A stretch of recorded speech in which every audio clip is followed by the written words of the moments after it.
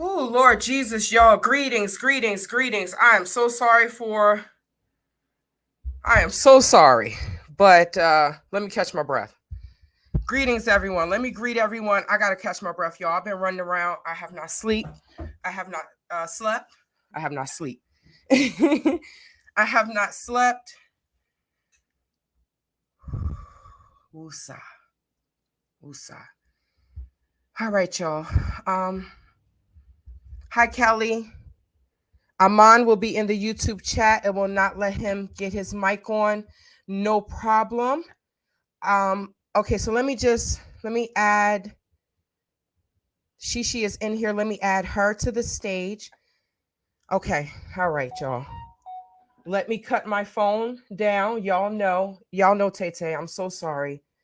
But I just want to say thank you to everyone that has rallied behind the sister and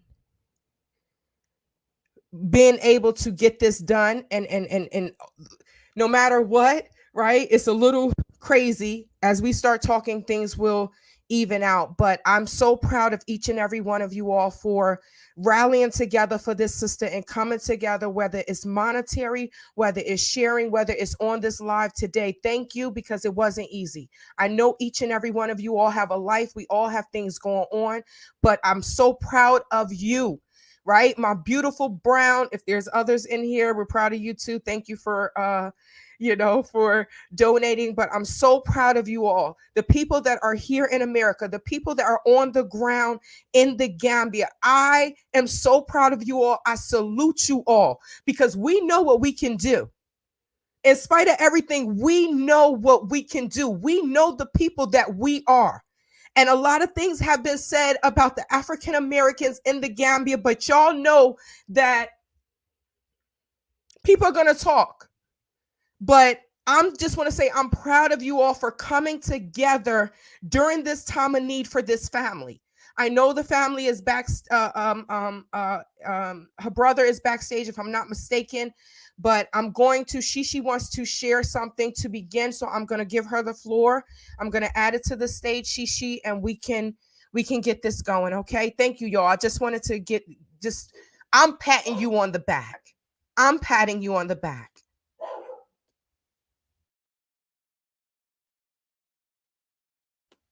The floor is yours, Shishi.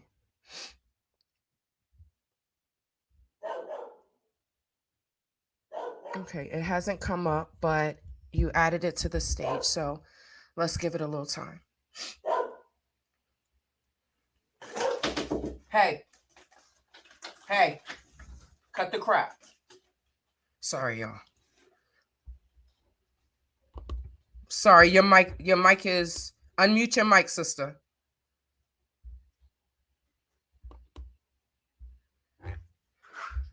No. Okay, I'm sorry. I'm sorry. Shishi is having technical difficulties. We will go ahead and try to play that. It is the it's Empress, the sister, sister Anja's business partner and friend. It is her tribute to her. So, but unfortunately, that's why we switch platforms. She is back. All right. Okay. I'm back. Okay, spills as though like I'm in the Gambia. I don't know what's going on. So, Shishi, let me say this: there are also multiple ones in here. So it looks Well, like there's that one another. that's buffering is There we go. the video that There we we go. would like to share that Miss Empress has done. So it Okay. feels, I don't know why my computer is crashing out, but I was to play a share, which was a beautiful tribute that her colleague Empress has done. And Empress, we were going to share just the beginning few minutes because it really gives detail of the wonderful, phenomenal woman Sister Andrea Martin was. Let me try it again. And if I log out, it is the Sweet Sister May the Gates of Paradise Open Wide video, Shantae, from YouTube. You download it, you share it to your screen, boom, and you play it from the first minutes to about 6 minutes in. So if I Okay. drop Let me out, pull that's that what up needs now to be then. done. That's So fine. Let me I'm pull playing that. it now. You add it to the screen. Okay. Add, Give me if you could please give me a add second. Give me a second, my please. share, and that's it. And if I drop out, you can do it. Okay, Aman is here. Okay. Do you see it playing? There we go. Where's the audio? There we go.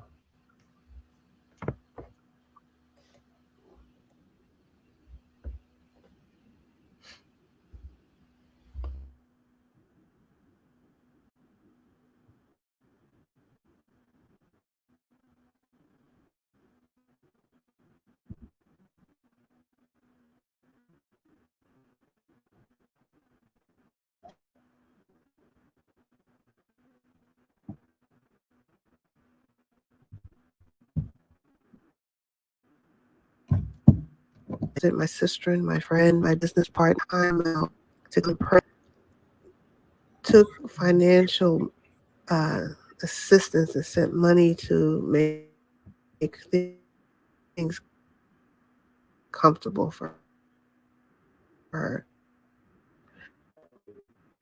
I just want to thank you all for all that you did. I just ask that we all send prayers over Waddle like a baby in the grave.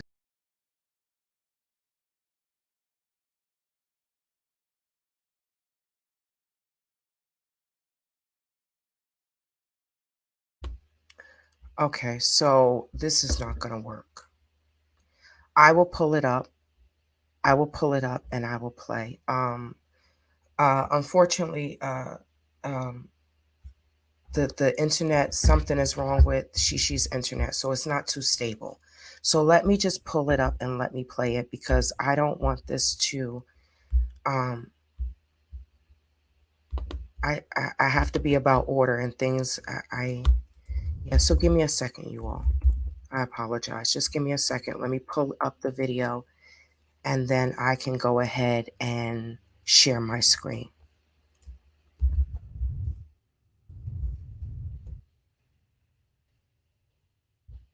All right, here it is.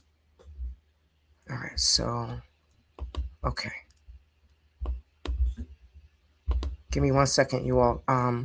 I don't normally share my screen through uh, StreamYard, so let me just give me a second, and I'm gonna go ahead and share my screen. I just don't know which one to use. I think I need to use the entire screen. Let me bring Shishi.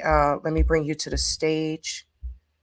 Let me bring you to the stage so that way we can see. I'm just gonna go ahead and present it myself, Shishi, and I need to share the screen, but I don't know. Do I do window or entire screen?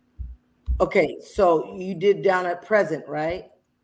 Mm-hmm. We'll share screen, and then it's going to ask you, is your YouTube up already? It should say my sweet sister.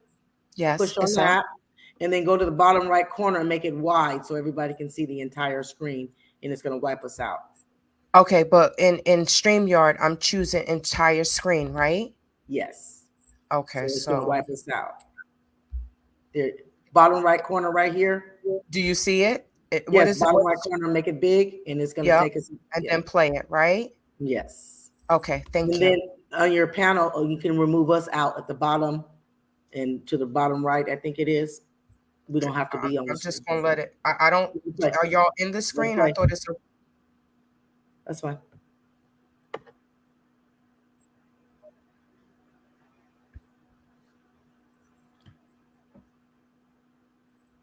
Unmute your audio.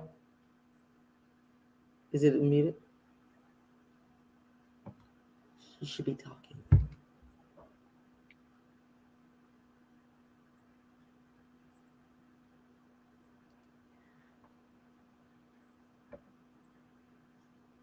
Tay.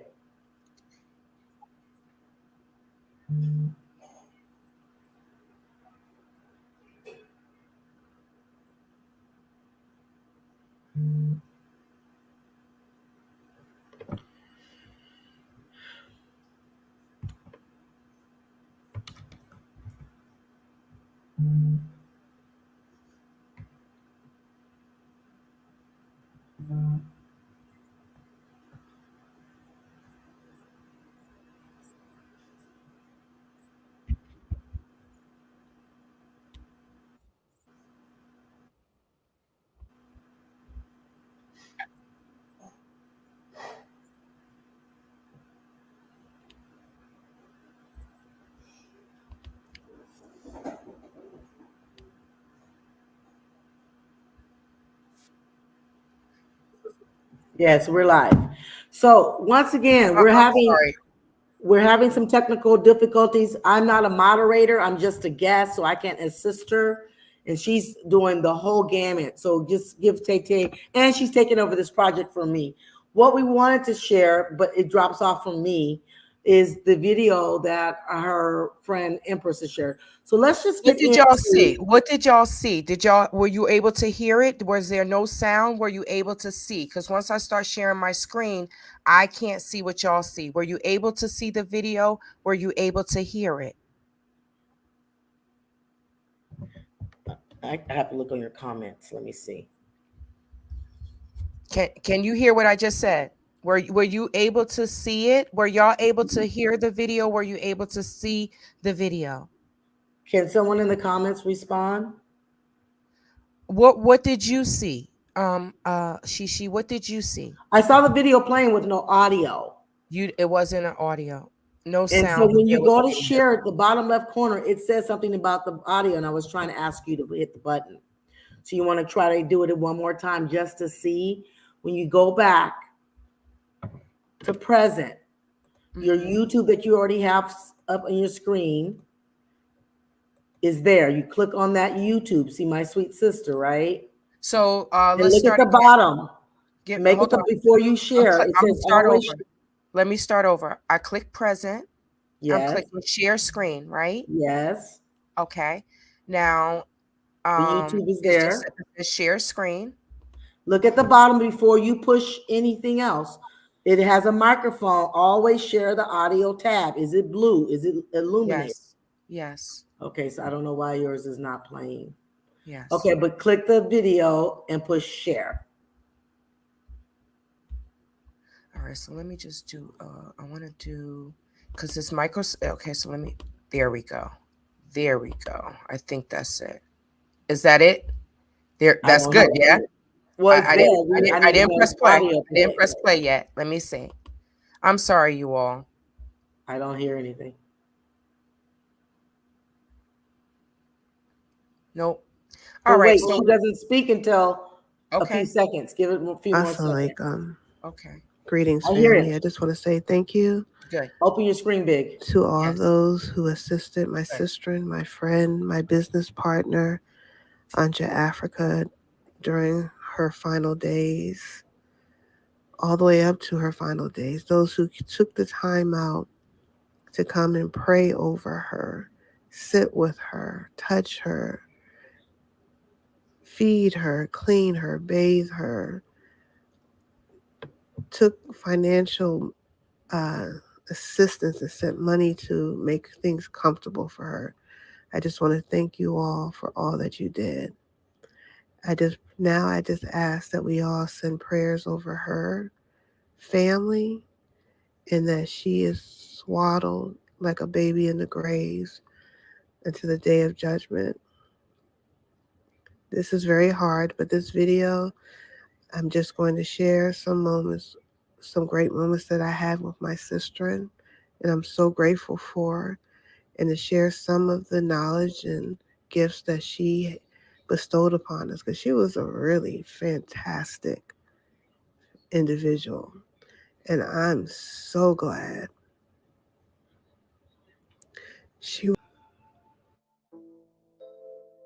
This was my first time meeting Anja in person. She invited me to her house because she knew I was stressed in America. She fed me. She gave me a comfortable bed to sleep in. We did some vlogging. We just had a great time. She is hospitable and loving. This is my sister in Anja Afreeca.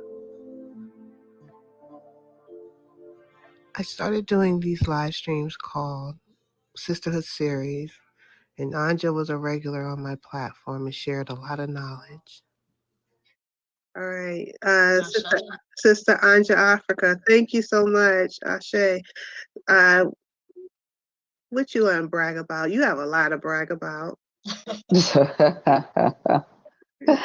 I want you to be bragalicious, okay? I want you. Oh, I like that. I want you to go to town. All right. I need you to go to town right now. Oh boy.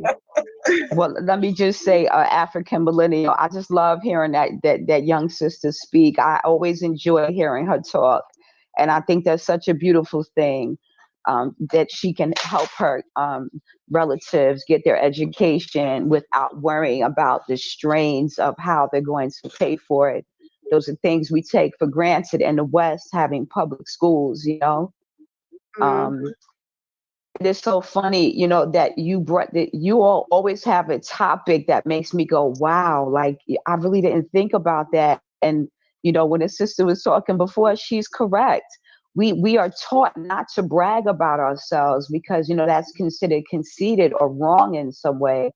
Um, One of the things that has come to me since I've been planning this transition to the continent is that when I'm in the West, I don't like talking about my credentials because people act like their credentials make them a better person, right?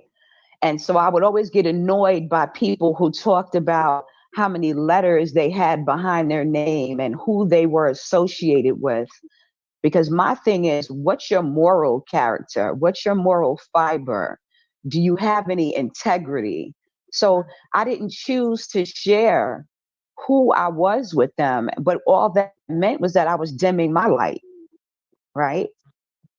So now I'm here on a continent, and when I don't pull out my resume literally, but when I talk to them about the things that I want to do and what I have done and what I'm trained in, I realized that it was all for this, you know? So I'm saying that to say, um, when I went to law school and I graduated and I practiced law briefly and I hated it. I literally hated it in the West because one of the first jobs I had was representing juveniles that were being tried as adults. And it was just heart wrenching for me.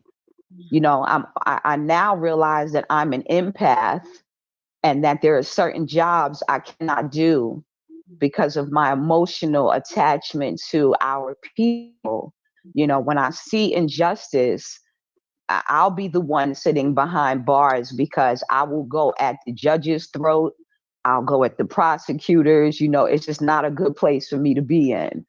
So I have to find how I can assist from another way. But yes, I went to law school. I have a bachelor's degree. I have a doctorate degree.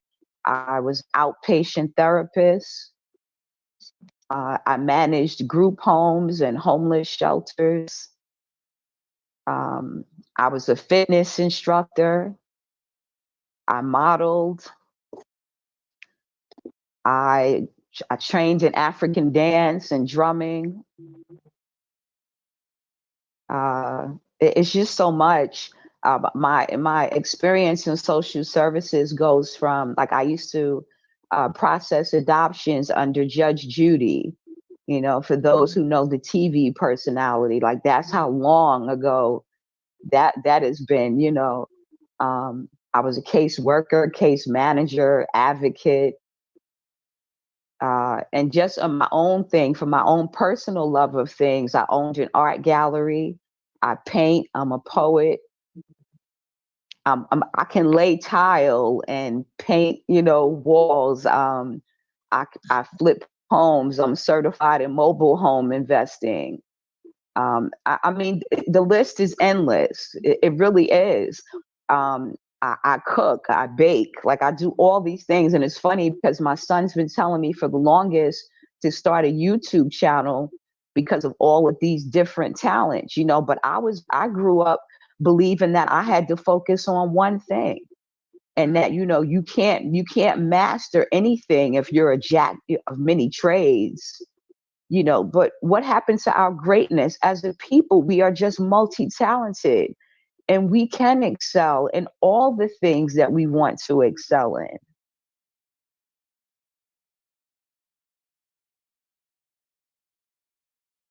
And as our sister said, she was And I'm gonna leave it at that, right? Isn't that some What did beautifulness? she finish with?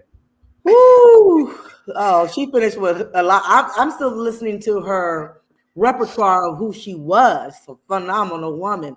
But we're going to reference this video, but let's get started into our town talk about our sister girl. First of all, once again, welcome to our first town talk in honor of our sister Andrea Martin, also known as Anja Afreeca. As many of you know, she has left us. And Sister Anja Afreeca has transitioned in West Africa, Gambia, February 9th, 2024. And unfortunately, things have been put on the internet. So this is a forum to talk, honor, and praise our sister and to give clarity and truth, because we are truth tellers. So I'm going to introduce the host, Tay Tay, also Shantae White, that's her name, but we all know her as Tay Tay, Travel with Tay Tay. And she is going to moderate because she's been in more conversation with this platform issue, but we want to honor our sister. So that's what we're here for. But we also want to get some clarity and some truths. But before we go on, I want to officially give my condolences to the Martin family, the brothers, sisters, family, friends, her dear son, Amin. I don't know if you heard me backstage. Once this is over, I will be reaching out to you to personally give what I can. May it be my time, my talent, or my skill. I need to help rally against you, as all many of us do, because it's all about our legacy. So until then, Tay Tay, I'm giving you the floor, and we will be next bringing in Miss Leslie, who has reached out to us both, and then you can bring in several guests as you want. I'm not moderating, so I can't assist you. So that's all kind of on you, sweetheart. Take it away, Tay Tay. No problem. Thank you so much, Shishi. Family, welcome. Welcome. I am Can I suggest one thing before you go? You can take me off and bring in Leslie, because I'm really not needed at this point. You know what? Okay, so I'm gonna remove Let's bring in Miss Leslie. I'm sorry, she was talking. My bad. Let me bring this up. All right, you all. We're going to. No, I want her bigger. Okay. All right. So we have a script. However, we just need to. It's not going to be exactly the way the program was written, because we're going to bring people in. We want to give the son a chance and the family a chance to speak if they want to speak. And like she said, our condolences. We did not want to have to meet under these circumstances, but our condolences. All right. Leslie, I'm going to bring you in a second. There are just a few things that I wanted to address. Like she said, this platform is a space for truth tellers. And unfortunately, anything put on the internet can turn into negativity, no matter how positive you want it to be, right? Because unfortunately, there are negative people out there. Welcome to our first town talk. I'm really excited. I didn't expect to host this, but I will always use my platform for our people. We will be covering some. Sorry, y'all. I have a dog, and she's from the Gambia. Stella. Sorry, she's from the Gambia. Sorry, no matter how much she is hard-headed, So we will be covering some important topics with guest speakers. They're waiting in our green room. I will be bringing them in, and just bear with us. Everyone will have a chance to speak. We will ask that everyone respect and give the speaker at the moment the floor. Mute your phone, no over talking. We know how we supposed to be. Y'all straight up royalty. If no one has reminded you, you all are royalty. So we don't want to bring fear. We may be sharing different topics of our experiences in the Gambia. Many of us have have lived there, have visited there multiple times. We will be sharing our experiences because as an African American, going to another country is not easy. It's not easy, but I'm going to let you all share your experiences, and we are here to bring awareness, not fear, family. Right? And yes, she was truly awesome. Okay, so I'm going to bring Leslie in. I'm going to add you to the stage, sister. I do want to okay, you're added to the stage. I want to cover some things while I'm talking, while we're both here, okay? And this is regarding, the first thing we want to talk about is the GoFundMe. It's just I want to start off by saying that it is a lot. It says a lot about a group of people that always question monetary support for us. Right? That says a lot about us. Do we question the money when we go out to eat? Do we question the money when some of us go to the beauty supply store, when we go to buy gas? You don't ask anyone, where's the money going? When you give money to church, you do not ask, where's this money going? Right? But let's get into the bigger question. The bigger question is, who started all of this scamming in the Gambia to make us think that everybody is scamming? Some of us don't have to scam, my G. Some of us don't have to do that. But that's the biggest question. And I'm just going to say this, but, the person, is this not the person that started all the scamming, the group of people that started all the scamming X amount of years ago and create all this fighting with the African Americans, and people are looking at us like we're crazy, but money was involved, but we're not going to get into that. But who started all the scamming? Is this not the same person, the best and only friend of the destructive person, starting all of this drama over this woman's life, this woman's, GoFundMe? Who does this? This is not only disturbing, but it's disgusting, and we're going to address it. I know some unhappy people have started these disturbing lies, but like I said, I'm here to tell you all, I'm high-fiving each and every one of the donors. The only reason why the negativity is coming is because the village has come together and raised over $6,000 in 4 days. But I mean, let's talk about how the withdrawal wasn't even set up. So all of this nonsense and malarkey that's being spitted is irrelevant. But we're going to shut this down, because this is a space and a place for truth tellers. No negativity is welcome. It's not welcome. So that's why I said congratulations to each and every one of you all. You all y'all came through. We still have to keep going, but I'm proud of you all for what you have done so far. Now, I'm just going to say what's in the notes. I'm so damn proud of you, beautiful, kind-hearted folk.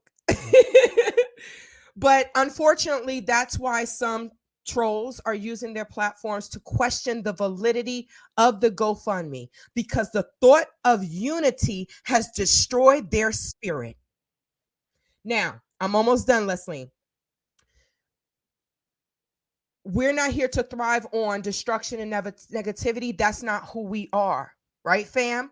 That's not who the majority of us are, right? So I just want to make sure I didn't forget it. I didn't forget anything. I know I'm doing a lot, you all. So we have so much work to do.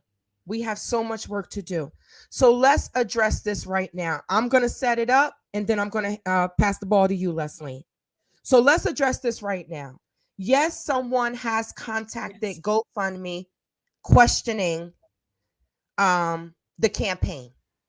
Yes, that information destroyed the son, right? I can't imagine what this young man is going through, right? To lose his mom. I'm not going to get into that because I'm going to get emotional. But for a woman old enough to be this young man's grandmother, to cause this unnecessary pain on this man, I am truly beyond words. I apologize to the brother, the son, the family, and the friends for you all have to hear this and deal with this nonsense. But unfortunately, we're dealing with some people that are not well. I don't know if it's mental illness. I'm not here to diagnose anyone, but we can see that certain things are not well to speak on, what's the validity of a GoFundMe. Do people really think that we're lying? I haven't seen her, but I know that people on the floor, she's in the hospital. I'm not even going to get into that. Honestly, we're not worried about the negativity because there are doctor's notes. There are medical records. The U.S. Embassy has been notified, and there is or will be a death certificate. I say is or will be because it's the Gambia and it's not America. Okay? So, like I said, the bank account wasn't even set up for withdrawals, right? This was done in 4 days. But some people just thrive off of negativity. Oh my God, they're raising money. What? But you love this sister, right? You were fake crying on here. Why try to stop funds from coming in, from helping the family with the burial costs, with trying to get her out? We tried, but it didn't happen. But why try to stop this? This is the type of sickness, Leslie, you said, we need healing. We need healing. I'm almost done. And I'm going to give this to you. For the people that said, why can't we see the picture? Why can't we do this? Why? We are not here for that, right? We will not entertain your sick pleasures. We will not do that, because in real talk, if that was you, if that was your mother, if that was someone in your family, you would be distraught that their picture is all over the internet. For what? If either you give, either you believe and you give, or you keep your money to yourself. That's what God gave us, free will. But don't try to stop something that we are doing for this sister, because let's keep it G, sister. You 58 years old. You are not, none of us, whether you're old, young, or indifferent, none of us are exempt from when it's our time to go. So we need to keep that in mind with all this negative stuff that we're saying about this sister and this, that, and the third, which we're going to address. But we need to keep that in mind. It could be us. Leslie, the floor is yours.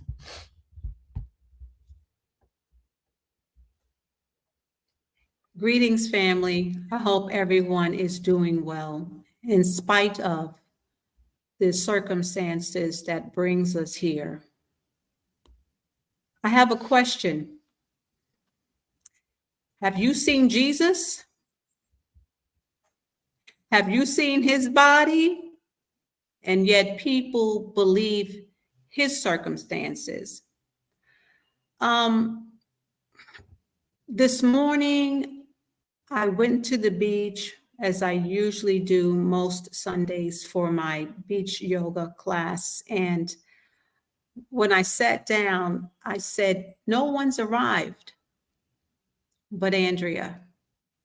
And today, the waters were coming up toward the shore and the waves were strong. And I sat there and I said, I hear you, sis. I see you. And I gave up a word of offering and thanksgiving and sent her on her way. I know that Andrea loved the beach because she could oversee the beach from where she lived. And there had been occasions when I would meet her at the beach. There was one in particular, Shantae, if you could share, if possible, the one that I sent of her all in white. There was a ceremony that we had done on Juneteenth about 2 years ago. And it took place at the beach. And while we were there, we read a poem. I'd like to read that poem today. Sis, can you find that? Go ahead and read it. The picture didn't come up. I'm going to read it while she's locating. Correct. Okay, no problem. Thank you. Still I Rise by Maya Angelou. You may write me down in history with your bitter, twisted lies. You may trod me in the very dirt, but still, like dust, I rise. Does my sassiness upset you?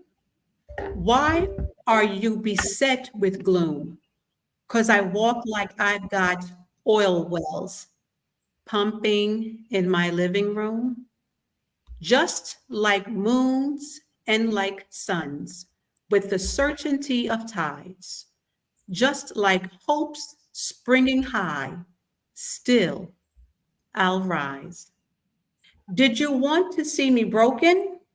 Bowed head and lowered eyes, shoulders falling down like teardrops, weakened by my soulful cries?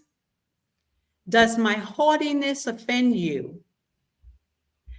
Don't you take it awful hard, 'cause I laugh like I've got gold mines digging in my own backyard. You may shoot me with your words. You may cut me with your eyes. You may kill me with your hatefulness, but still, like air, I'll rise. Does my sexiness upset you?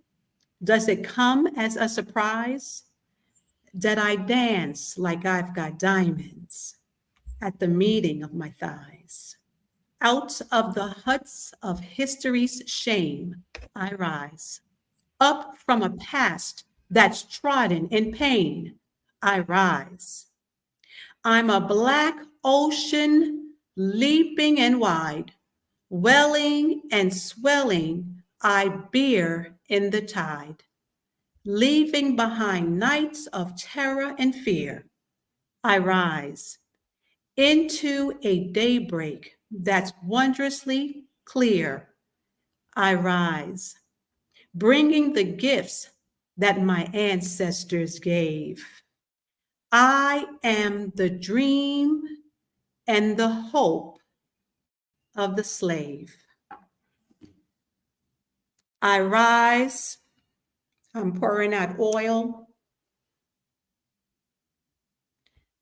I rise, I rise. Andrea, Anja Afreeca, continue to rise in power. Thank you. Ashe. I'm sorry, sister. The picture wouldn't come up, but No problem. yeah. No problem. We'll post it. It's a beautiful picture of Sister Anja, and we will post it on our Perspective community pages. I wanted to bring it up, but it wouldn't come up. But thank you so much for sharing that. Ashe. Ashe. I don't know if the brother wants to come in. I want to do as much dedication to her as possible before we get into other things. I know, Aman, I see you in here, but it's saying that the devices is not connected. So I was saying maybe exit the studio and then come back in, because we really do. We want, this is for you. This is for your family, Yes. right? I don't know if the brother wants to come in. I do see your face. Would you like to come in? Shake your head yes or no for me. Yes? Okay. Thank you so much. Leslie, thank you. I just want to give everyone a chance. We appreciate you, sister. Take Okay. I'm sorry. I keep cutting people off when they're just about to talk. Leslie, my apologies. My apologies. Okay, I think this is Mr. Robert Martin. Yes? Welcome. I'm so sorry, for my condolences. Aman, do you want to come on as well with your uncle? Shake your head yes or no for me. Yes? Okay. All right. I think everyone is on. Can you all hear me? Can you hear me? Yes. Mr. Martin, can you say something so I can make sure I hear you? I can't hear you. I can't hear you. All right. So, Aman, I'm going to give you the floor, brother. I'm going to give you the floor. Let me just make you large. Our condolences. Our heartfelt condolences to you and your family throughout this trying time. We're here for you. We're your Thank you. aunties. Thank you so much for everything. I appreciate everybody that helped out. I'm 21 years old right now. I turned in November 15th. I'm going through a lot of stuff in my life right now that's making me turn into the adult that I am. I want to say that both my parents are excellent in both ways. I love them either way, even through thick and thin, no matter what. And even to all my family members that are just connecting now, I love you guys so much. And it doesn't matter how separate we are, we're going to get through all this and we're going to make this right. And to all the YouTubers, it doesn't matter if you said bad things, if you try to cover her name, or even try to defend her in that moment in life. I'm just glad that you at least said something and brought something to the spotlight. And I praise to God to help all of us and get through this. I love you guys, and thank you so much. And I will still be in contact if you guys want to talk to me or anything. Thank you so much, Aman. Thank you. Thank you. He's a good young man. You see that? And throughout the negativity, he said thank you, right? You know, you are oh, this is perfect. Let's do it this way. You are a reflection of your mom, and I never met your mom. I never met her, but the fact that we were all in Africa together, we have to look out for each other. So thank you so much for your words, and we will keep you in prayer, and we will be here for you. If you need any help, reach out, and I'm going to give your uncle the platform. One last thing, I will be dropping a video about her as well too. I'm probably going to be recording it this week, and I will be sending a link to information about that. And Uncle Robert, I love you so much as well too. If you can hear me, for real, we did what we could. God bless you all. And yes, right? So I'm going to let Mr. Roberts speak, but for those naysayers, these people are real, right? And I would like, if you all want to, please tell us and tell the audience what you want to do, what your intentions are, whether it's to come to Africa for the funeral. Please, we're going to give you the floor. So let us know what y'all want to do, because we're just here to support you all. The floor is yours.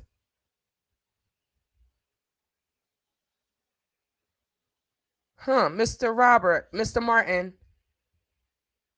I still can't hear you. Do you have two accounts? Because it looks like I see two accounts on here. I see a Robert Martin. I'm going to remove that one. Right? I'm going to remove that one. And then I'm not sure why we're not hearing you, though. All right. Can you hear me now? Yes. There you go. All right. Welcome. Good job. Good job. Good job. I don't know where to start. I guess thinking back of this whole journey of my sister, who I love dearly. When she told me she was moving to Africa, it was a shock because I was like, "Oh, you leaving me again?" She left me at college when we was younger, and now she was leaving again to go to Africa.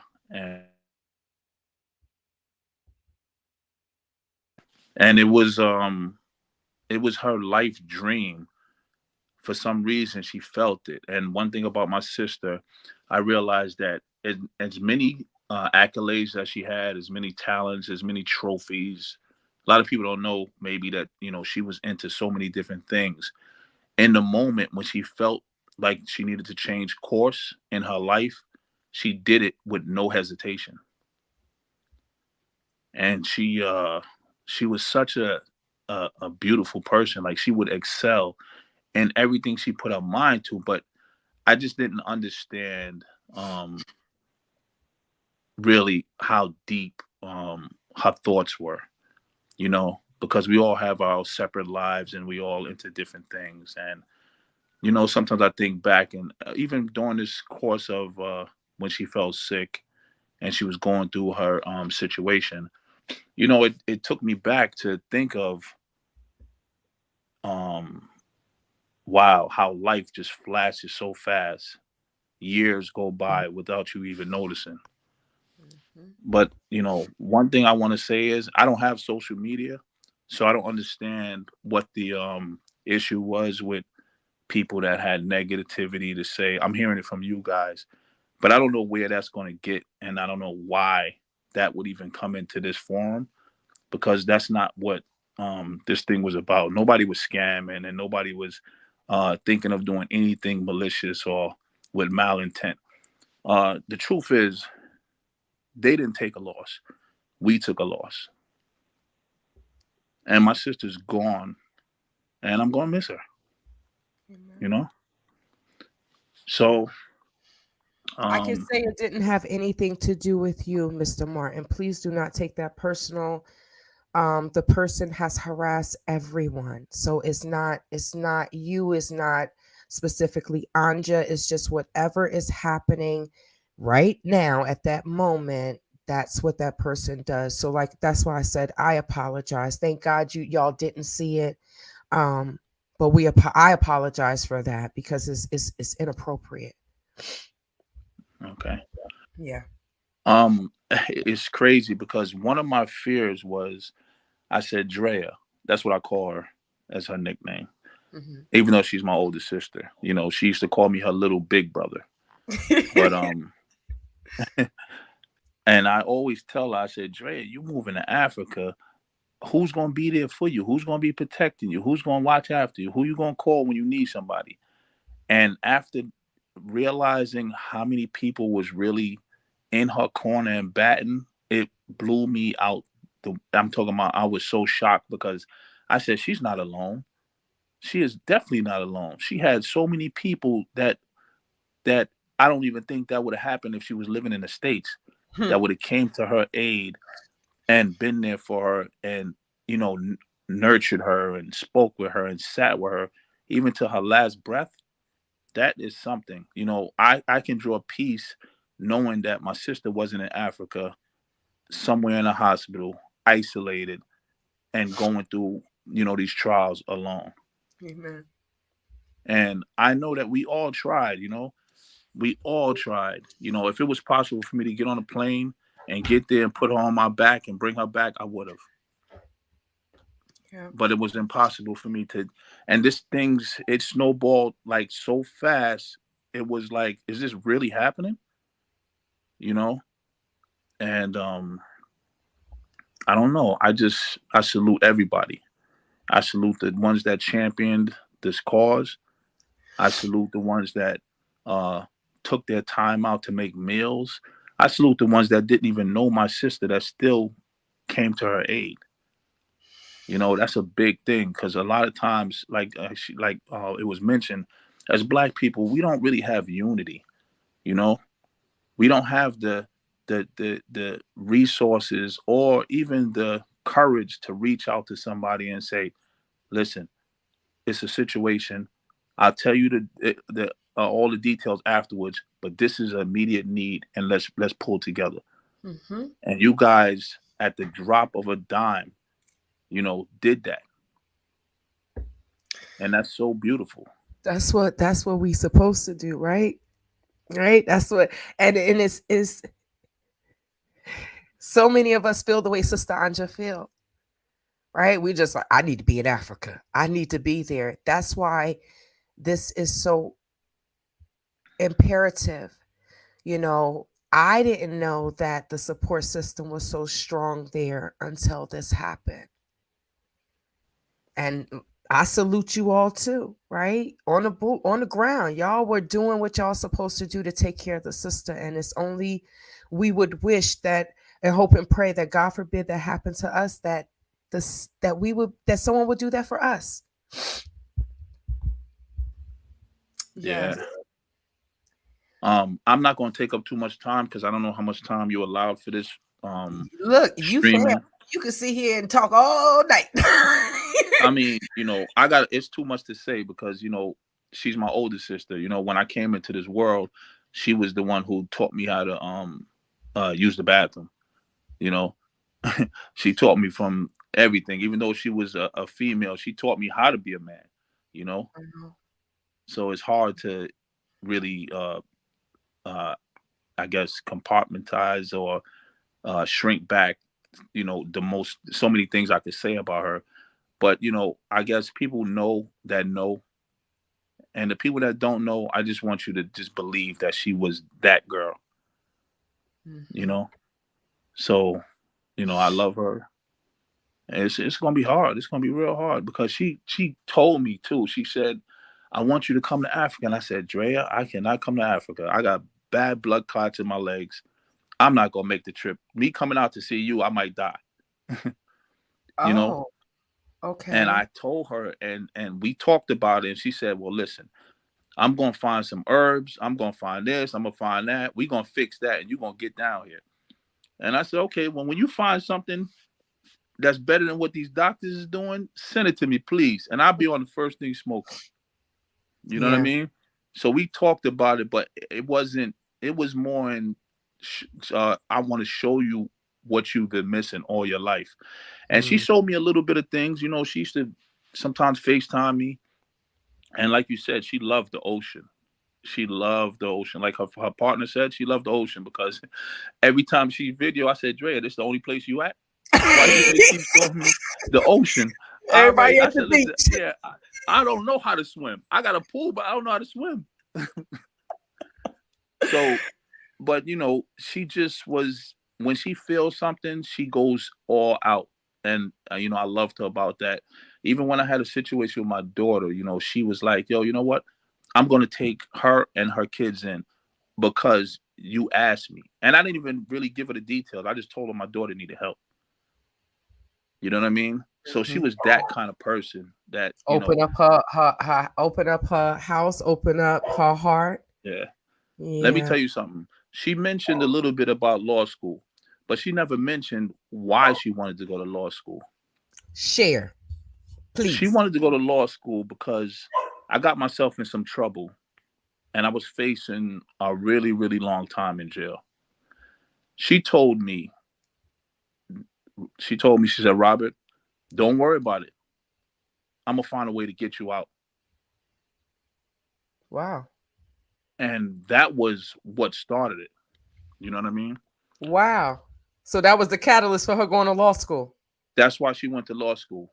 Although by the time she got her situations, everything done, you know, it was too late. And I was already, you know, working my way back out. But that was the type of person she was, you know. No matter if we was on the streets in Brooklyn and I had a situation, no matter if the hardest gangster on my block did something to me, my sister punched him in the face. I didn't have an older brother. I didn't have an older brother. You know what I'm saying? So my sister would come to my aid. Sister made you tougher, right? Yeah. Uh-huh. She was like, yo, if you can't beat him by yourself, we gonna get him. And this is facts. You know what I mean? I don't even know if the people that I had altercations with in Brooklyn are still alive, but they would definitely tell the truth. Like, listen, only reason you ain't dead is because your sister jumped in. Wow. But that's just one aspect. You know, she could be hard when she needed to be. She could be soft when she needed to be.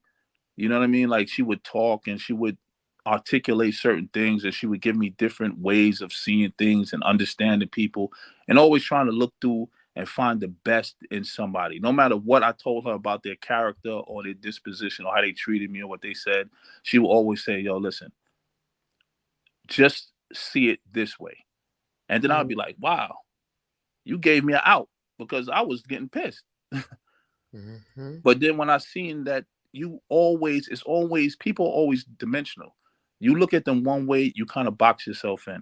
And she was a firm believer of not letting one mistake ruin a friendship or you know. And she had friends, like her friends, they might come on here after this. She's had friends from like day one. And I'm like, yo, so she don't just got new friends, she got old friends, and they all friends. She always treated people that she just met. She told me when she went to Africa, I met this sister and I love her so much. I don't know everybody's names because you know, we talked briefly, and you know, she was kind of I think she thought that she told me everything already, You know how sometimes you talk to somebody and they think they already filled you in. So I would just listen because she was so passionate when she talked. And she was so passionate about what she said. And I would just be like enjoying the moment. But yeah, my sister was dope, man. I'm gonna really miss her, and I'm sad that she left this earth, you know, so short, because I know she had so much left to do. And I know she had so many, you know, she just had so much to give. And I know a lot of people would have benefited from, you know, knowing her, being involved with her, learning from her, you know. And she wasn't afraid to learn, even though, like she said, my sister was highly educated, highly. Yeah, I've heard a lot of great things that she has done. But you know what? She could sit around and talk to somebody and just listen, no matter what the person said, and still glean something useful, or, you know, something that could benefit somebody else that she heard from this person. That's the type of person she was. You know, never negative. I've never really heard her say too many negative things since I've known her, except for stop wearing my socks. You know? So yeah, I heard she liked to dance. I wish I would have met her. I really wish I would have met her when I was in the Gambia, but I'm grateful that I'm meeting her through her family, her friends, and you all are showing us just how beautiful she was, right? Still is, because energy never dies. Yeah. And my nephew, you know, we're gonna pull together, because if nothing has taught us anything thus far, we've learned that pulling together is really healing, and it's strength and it's support. And we need to always show that to each other on a daily basis, not just when a calamity happens or a tragic situation, you know. And it's just so beautiful. And my cousins, you know, that I reached out to, because when I first heard the news, I kind of was like paralyzed myself. My brain shut down. Like, oh my God, my worst fear is happening. My sister's in trouble in Gambia. She's halfway around the world. I can't help her.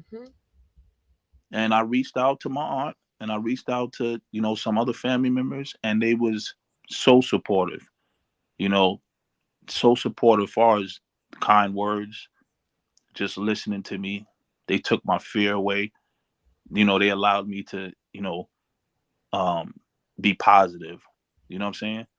Not that morbid feeling. You know, when you got a feeling that you see and you know something is bad, you just keep sinking into that. Correct. And I was starting to sink into that, but with the support, they pulled me back to my feet and said, listen, nah, she needs you to be strong. If anybody gonna be strong, she needs you to be strong. You know? Yeah. It's amazing how our life experience set us up for the future, right? And I know it's not easy. We are all hurting, because she was your biological sister. She's my kinetic sister. She's everyone else's kinetic sister, right? And there is a support system in the Gambia, because just like you have expressed, anytime I go to the continent, my family's like, oh, who's gonna take care of you? You gonna be okay? You know, that's why this town talk, not only celebrating Sister Anja's life and her accomplishments, that's why this town talk is so imperative, because African Americans are not going to stop going abroad, right? There is a piece there. Some of us have this. When you were saying she was talking about Africa, I felt like, you know, how Christians say that God leaves that void in him, right? In every human being, to search for him, right? To search for that spiritual connection. And that's how I feel about Africa. I've always been connected. I've always wanted to go, but we also know what we've been heard and what we've been taught. So unfortunately, when things like this happen, it amplifies the negativity that don't go there. You're not going to be safe. You this, you that. This is why this is the first town talk, but we need to have more, and not just talking, right? We need to do, which They did so much on the ground for Sister Anja. There's a lot of things that are happening where people are looking out for each other on the continent. It's just not being mainstream on YouTube because people take positivity and just turn it into negativity. Not everyone, but some people do that. So there are a lot of help that's being given behind the scenes in the Gambia. And we have to also, it's not just families and couples. You know, Sister Anja was a single woman like me traveling, and that is something that we have to keep in mind. We have to keep that in mind, you know. So Mr. Robert, we appreciate you. I know that, let me address this while I have you here. I know that you said you will not be able to make the trip because of an underlying issue. Do you know? I don't know if Aman is still here. Is Aman, you know, this town talk, this celebration for Sister Anja is not just, oh, hey, we want to share. We still want to raise money for the burial, right? There is an outstanding bill. This is something that I'm just going to go through some things. You can elaborate on it. There's an outstanding hospital bill, which you can hold me to my word. I'm not saying online how much I'm going to pay, but when I will be in the Gambia very soon, brother, and I will go and put some money on her bill. Okay. Not saying I'm gonna pay it off because contrary to popular demand, people think I'm rich, but I will put some money on her bill. This process, this town talk is to bring awareness, to celebrate her life and her accomplishments, but also to raise money for the family. Mr. Martin, Mr. Robert, her brother, her son. If her brother cannot make it to the Gambia, we want to know if Aman, like, you know, I'm assuming she's going to be buried in the Gambia, correct? That's your wishes, yes? Yes. Okay. I hope I'm there for it. Aman, is Aman interested in trying to get to the Gambia for the let me add you, for the funeral? I will try my best to get out there. I just started working a new job, and now I have to tell them, obviously, the unfortunate news and everything. We So can I will help you keep out. you She was your updated. mom. There No, are for sure. funeral things there. That is your mom. She is immediate. We can talk behind the scenes. The aunties can help you with that. But if For you sure. are interested, we want to keep moving forward. We're trying to raise money for the family. For you, you're her only son, right? For sure. Yes. So we need to really try, family. You know, subscribers, everyone's listening live, who's going to be listening to replay. We need to try to raise this money to get her son to his mom's funeral. Real talk, right?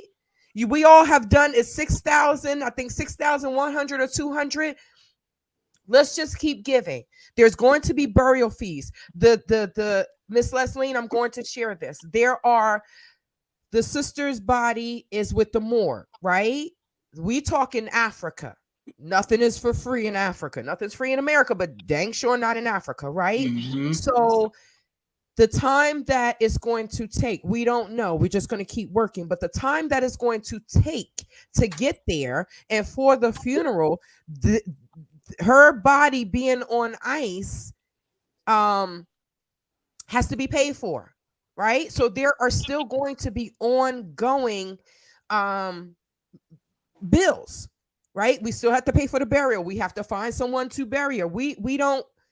We're not citizens of the Gambia, right? We may live there. Some people have been there for almost 10 years, but still we have to be in contact with the proper people for the funeral, for the burial, and things like that. So family, you heard Aman, right? We will work behind the scenes with you, brother. You know, Miss Kelly, Empress, whomever, your aunties will work behind the scenes to help you with your job. Thank right? you so much. You're welcome. And then the village, you all, everybody that's brown, whether you African or not, the village that is going to donate, we need y'all to come through. Donate $5. The small amount, it all counts. So we can get this young man to the Gambia to attend his mother's funeral. Okay, so I Yes. appreciate you all for clarifying that, because we want it and we hear it from your mouth, not secondhand. We are hearing it from your mouth. Okay, so we're going to try our best. We can't make any guarantees, but we're going to try our best. Yeah.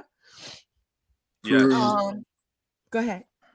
If No, someone no, wants no. to say You something. said everything perfectly. Thank you, brother. Thank you so much. We are going to, if Mr. Robert, you want to say anything else, we're going to start just bringing other people in. I know there is someone that has a radio station. I'm just going to say this before. I'm going to bring Leslie in. Let me bring Leslie in so she can introduce him. We also have Mr. Robert. I'm going to put you back in the green room if that's okay. All right. Okay. Quick. Go ahead. My wife has my wife has COVID, and it's only me and her that live here. I need to go take care of her. No I've problem. left her. Okay, I'm sorry. So is there Speedy anything? recovery. Can I just mention that everything that you guys have said and done is absolutely correct. I am in full agreement and support all of you guys' decision. And anybody if you thought about donating or want to donate, you have your cause now. You've heard it. You understand that the situation is still a needy situation. And we greatly appreciate and I humbly ask that whatever you can, even if it's $1, because dollars add up, please help. Because I would love for my nephew to go and see his mother this one last time. So. Thank you. Thank you so much for that. I appreciate you. Speedy recovery to your wife. And thank you for joining us, brother. We will be in contact with you, okay? Yes, I look forward to speaking with you guys and getting to know you better. Thank you. Hey, Robert. Take care. Hi. How are you? Robert, I have not seen Robert since he was a teenager. So this is my first time seeing him in Wow. probably 30 years. So, but we'll see Aunt each other Kelly? soon. It's me.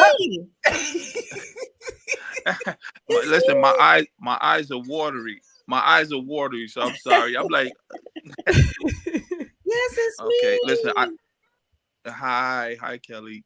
Hey. Okay. Well, we're going to Thank see you each other so soon. much. We found out that we live 30 minutes away from each other, so we'll see each other soon. Awesome. Yes. You have a support Yes. system, brother, in person and virtual. Oh, All yes. right. Yes. Speedy recovery, and we send you strength to help to send some healing to your wife. All Tell right. Missy, feel better. I'm going to send you some information will. too. Oh, and I have an herbalist in my neighborhood if you need her.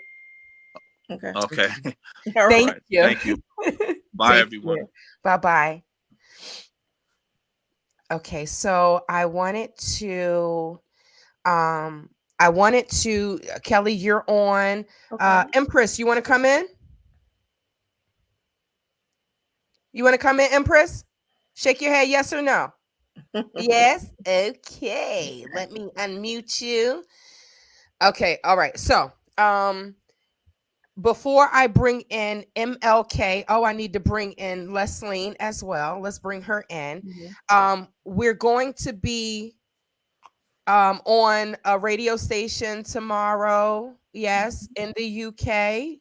Someone reached out to us to promote, and I'm so happy. Thank God the village is coming out. The village is coming out. I'm gonna bring Miss Leslie in, and I'm also gonna bring in MLK. I would love for MLK to introduce himself, or someone to introduce him, because I'm not familiar with who he is. Okay, so let's bring in Leslie, and let's bring in MLK. Oh, let's remove Leslie until she's ready. Okay, there she is. Okay, all right. Welcome, everyone. Hello. Hi. Greetings. Greetings. Introduce yourself. Do you mind introducing yourself and your connection with Sister Anja? All right. So am I starting, or? Sure. Go ahead, Kelly. I don't know what order it is on everybody else's screen. Kelly, Empress, Leslie, MLK. Okay. Okay. So I'm Kelly. I am Andrew. Well, we call her Andrew. We call her Drea. That's my soror. That is, she pledged me with a whole host of other beautiful ladies and my line sisters. We are members of Alpha Kappa Alpha Sorority Incorporated. I have known her 36 years. Actually, I think when I first got to the school, I transferred in as a junior. Oh wait, let me let everybody introduce themselves. And so, yes, I've known her that long, and I'll wait till you come back around, Shantae, and then I'll share. Okay, all right. Miss Empress, you have the floor. Assalamu alaikum, everyone. But everyone who knows me on YouTube as Global Green Book, I'm also Andrea's business partner in many ventures that we were going to do with each other. One of them, which was the most popular, was Win-Win, Waste Not, Want Not. We were constantly talking about our, different ventures that we were going to do. And, just our gallivanting around the globe in Africa and coming back here and creating herbal shops. And, we had so many plans and plans that I intend to continue on with her by my side and my heart. And, you can also, that's it for now because that's it. We understand. We totally understand. Leslie, did I mute you? Okay, you're good. Yes, greetings once again. It's my pleasure to present to everyone here Mr. Mansoring Lamin Keita. His initials are MLK. Okay. And I met Lamin Keita through another individual, and they told me that he had a radio station where he comes on Sundays for about 2 hours, and he wanted to get connected with the repat community and hear more about our purpose and journey here to the Gambia.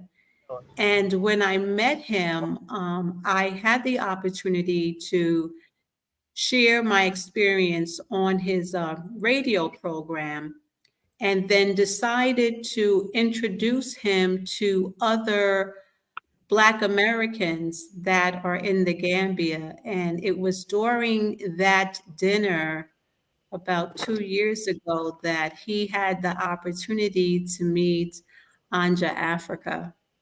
The funny thing is, sometimes I'm so busy and life goes by so quickly, I don't always remember these things. But the last time I came across a WhatsApp invitation to come on the radio, it was on January 28th, 2023. And Lamin sent me this message. As we're about to celebrate the first year anniversary of the GAM Diaspora Connection on Monday, 30th of January, we're so glad to thank the brothers and sisters that have been supporting the progress of this platform.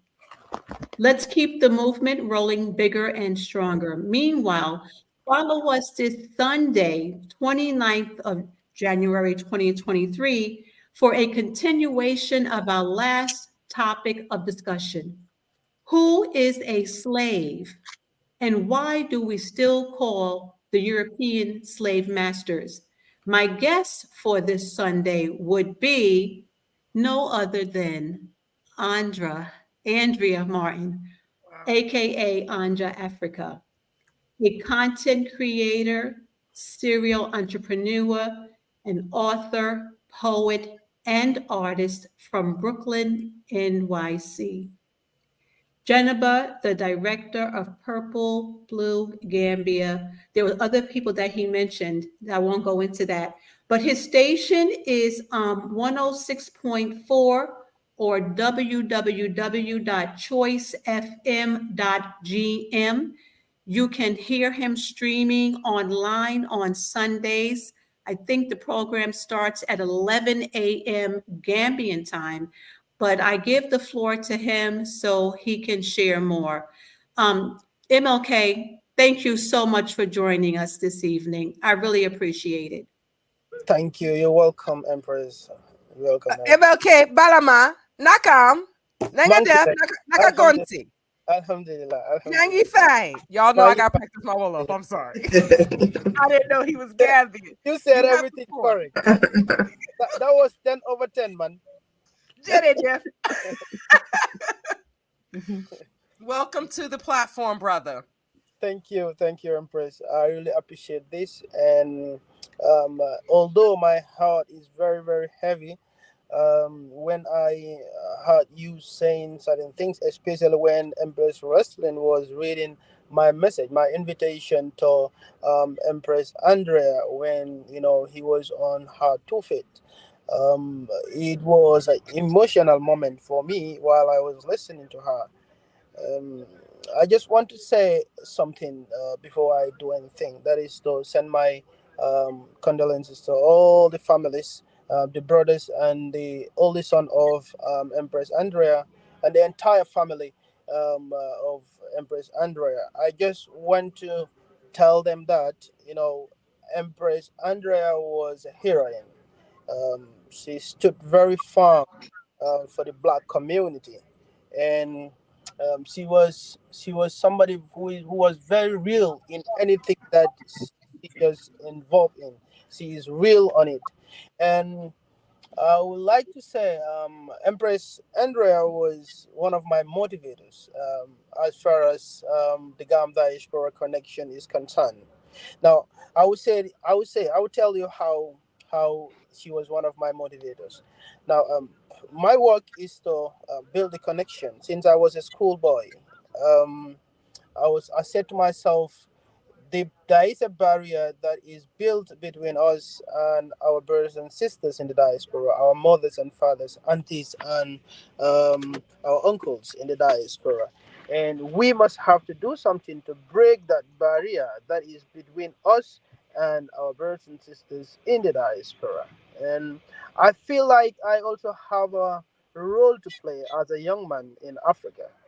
There, I just set up this platform to play my role as a young African in Africa. And that is how I set up this GAM Diaspora Connection. The GAM stand for Gambia, and diaspora means all the brothers and sisters that are in the West. And the connection, we all know it. And we just have to try by all means and set up that connection back, because the barrier is there. And I believe we are really strong, we are creative people, we are intelligent people, and we are strong people to Amen. break that barrier when we are ready. So I started it and it went fine. And the platform is like a mouthpiece for all the diasporans that are in the Gambia, even the ones that are not in the Gambia. I have online interview with them, and then they will come up with certain topics, because the problems cannot be solved if we don't know it. We must have to know the problems, put it on the table, and discourse about it, and that is how we can solve those problems. And that is Yep. why I create these platforms, and then I invite people, welcome people to come up with problems. I mean, it cannot be all positive. We must have some negative encounters on our way, and we have to be bold enough to talk about those negative things or negative challenges that are in front of us. Talk about it and try to bring solution for it, because we can just talk about it and keep quiet on it. We just have to find solution for it, and we need to be action oriented. And Empress Andrea is one of the people who are action oriented as far as the diasporans are concerned. When I invited her on my platform, she tell she tell the whole Gambia what people need to hear, not what they want to hear. Mhm. And that is one quality about her. She just say what is need to be done, and then Correct. she don't just stop there. She is into action. She proposed a lot of projects in the Gambia. I don't know how far, because I don't follow her personal businesses too much, but see, I Yeah. know she already proposed a lot of projects in Africa, in the Gambia in particular, Correct. to build it up, but And sometimes the sisters will be able to speak on that. The sisters, they'll be able to speak on, exactly, elaborate on what she has done. So exactly. you said it's Sundays at 11 a.m. Gambian time. So basically, y'all have to coordinate that because I'm in Arizona, time zones. I'm flying. It is for me, it's 7 hours. It's a 7 hour time difference. So that's 4 a.m. in the morning for me. But 11 is how many hours from the East Coast? 4? 5 hours 7 time. a.m. Thank you. Thank you. Okay. Okay.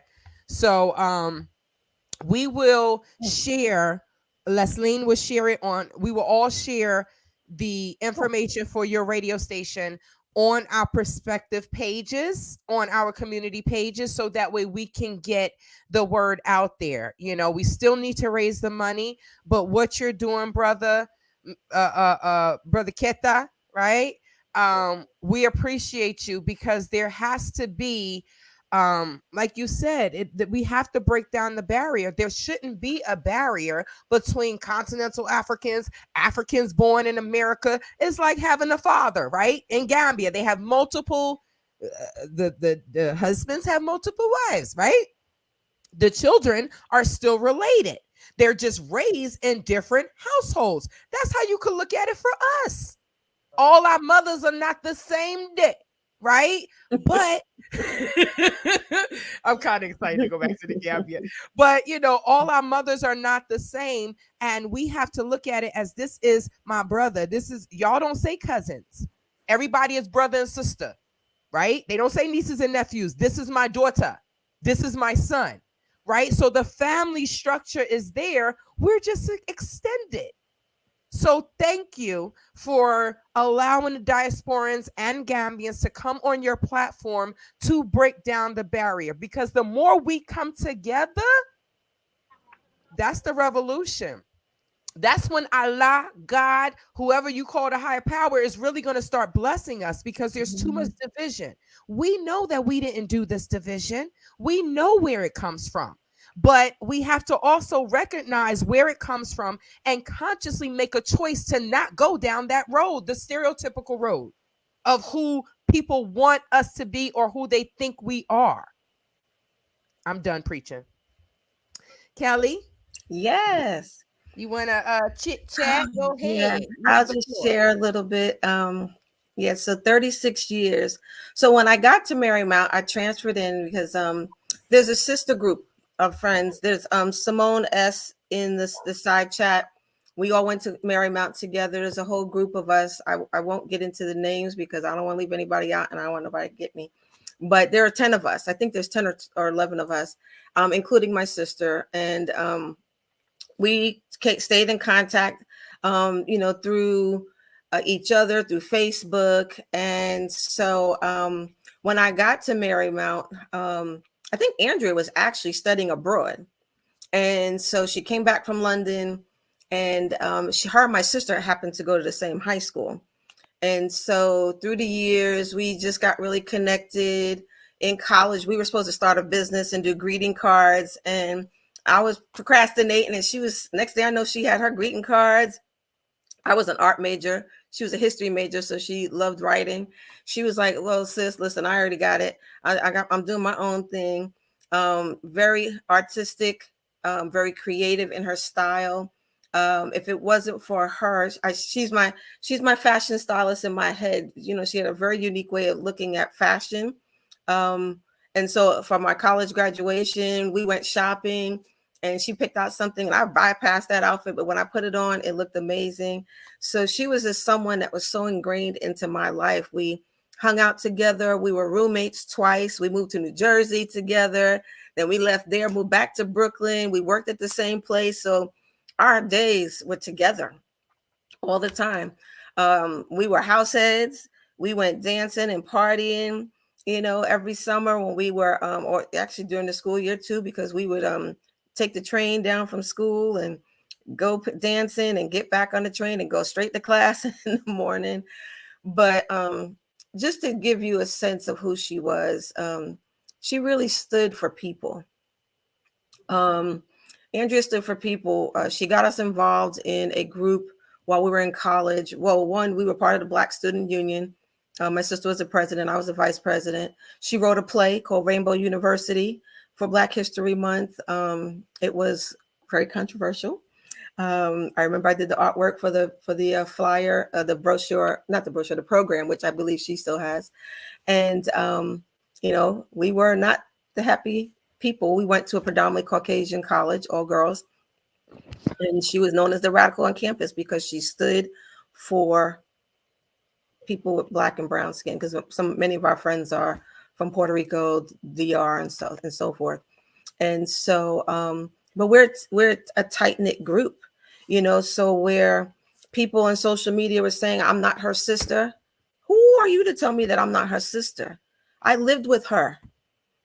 I ate with her. When she locked my hair. And that's a funny story, because she just snipped my hair in the center and just was like, you're locking your hair today. I was like, what? What? I spent a lot of time with her and her mom. Like, we did most of the things that I did, after college, I did it with her. I did it with her and her mom. Robert used to come and be on campus with us. My brother used to be on campus with my sister and I and our friends. We were a tight-knit community. And so when we worked together, we, whatever she did, she volunteered with the foster parents. I volunteered with foster parents. We both volunteered with young teenagers who were in foster care. She was not telling no lies. Like, we used to both be in court, Manhattan Family Court, and thank God I never have to work with Judge Judy, because I was always afraid. But everything that she says that she did. We talked about that all the time. Someone had mentioned a Jill of all trades. We called it a Jill of all trades, Jack of all trades, master of many, not none, many. We talked about that because we're multi-talented. We both modeled for African designers. She modeled for Mashoud and Raif in New York. I modeled for Nigerian fabrics and fashion. She stayed at it longer than I did. I was real shy, so I got behind the scenes. She was about holistic health and well-being. We went to natural hair shows before locticians was even a thing. Eating healthy, doing the research, being out in the sun, exercising. These are all the things that she was about, standing for what is right, and helping people. So when she told me, it's funny, when after college and she first went to Africa, I think it was Senegal. Kiddes, you can tell me if I'm, because I always thought it was Kenya, but I think it's Senegal. She went It was Senegal. It was Senegal, okay, with the African, with a dance and drummers troupe. I was like, how you going to Africa without me? Even when she went into Ghana, Sierra Leone, and Gambia with Aman, I was like, wait, you didn't tell me nothing about this. Like, literally, she was leaving in days. I was like, okay. And so when she came back and said she was moving, I'm like, wait, what? Because I'm trying to get her to come be here with me. And so, in North Carolina. And I'm like, okay. So then she started educating me about, coming to the continent, visiting, spending time there.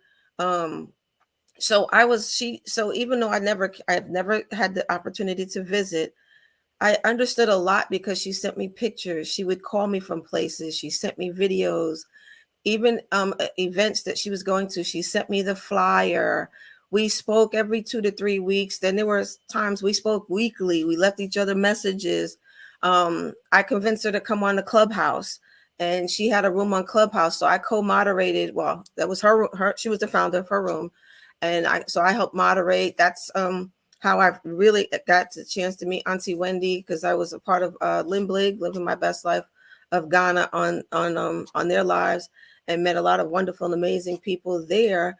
Her goal was to educate people on what Africa is really like, not this other mystery story that they tell us, out here, that other people share with us, that Africa is and isn't. And it's amazing that Black and brown people still think Africa is that you're going out into some desert in a hut, and that's all it is. And the not understanding that there's beauty, that there's been growth and development, there's major cities, there's high technology. I mean, it varies. It goes from one end of the gamut to the next, and so she was on various platforms to educate people about taking care of themselves from a full holistic standpoint, and the need to put your feet on African soil, and how important that was, and the way to prepare for it.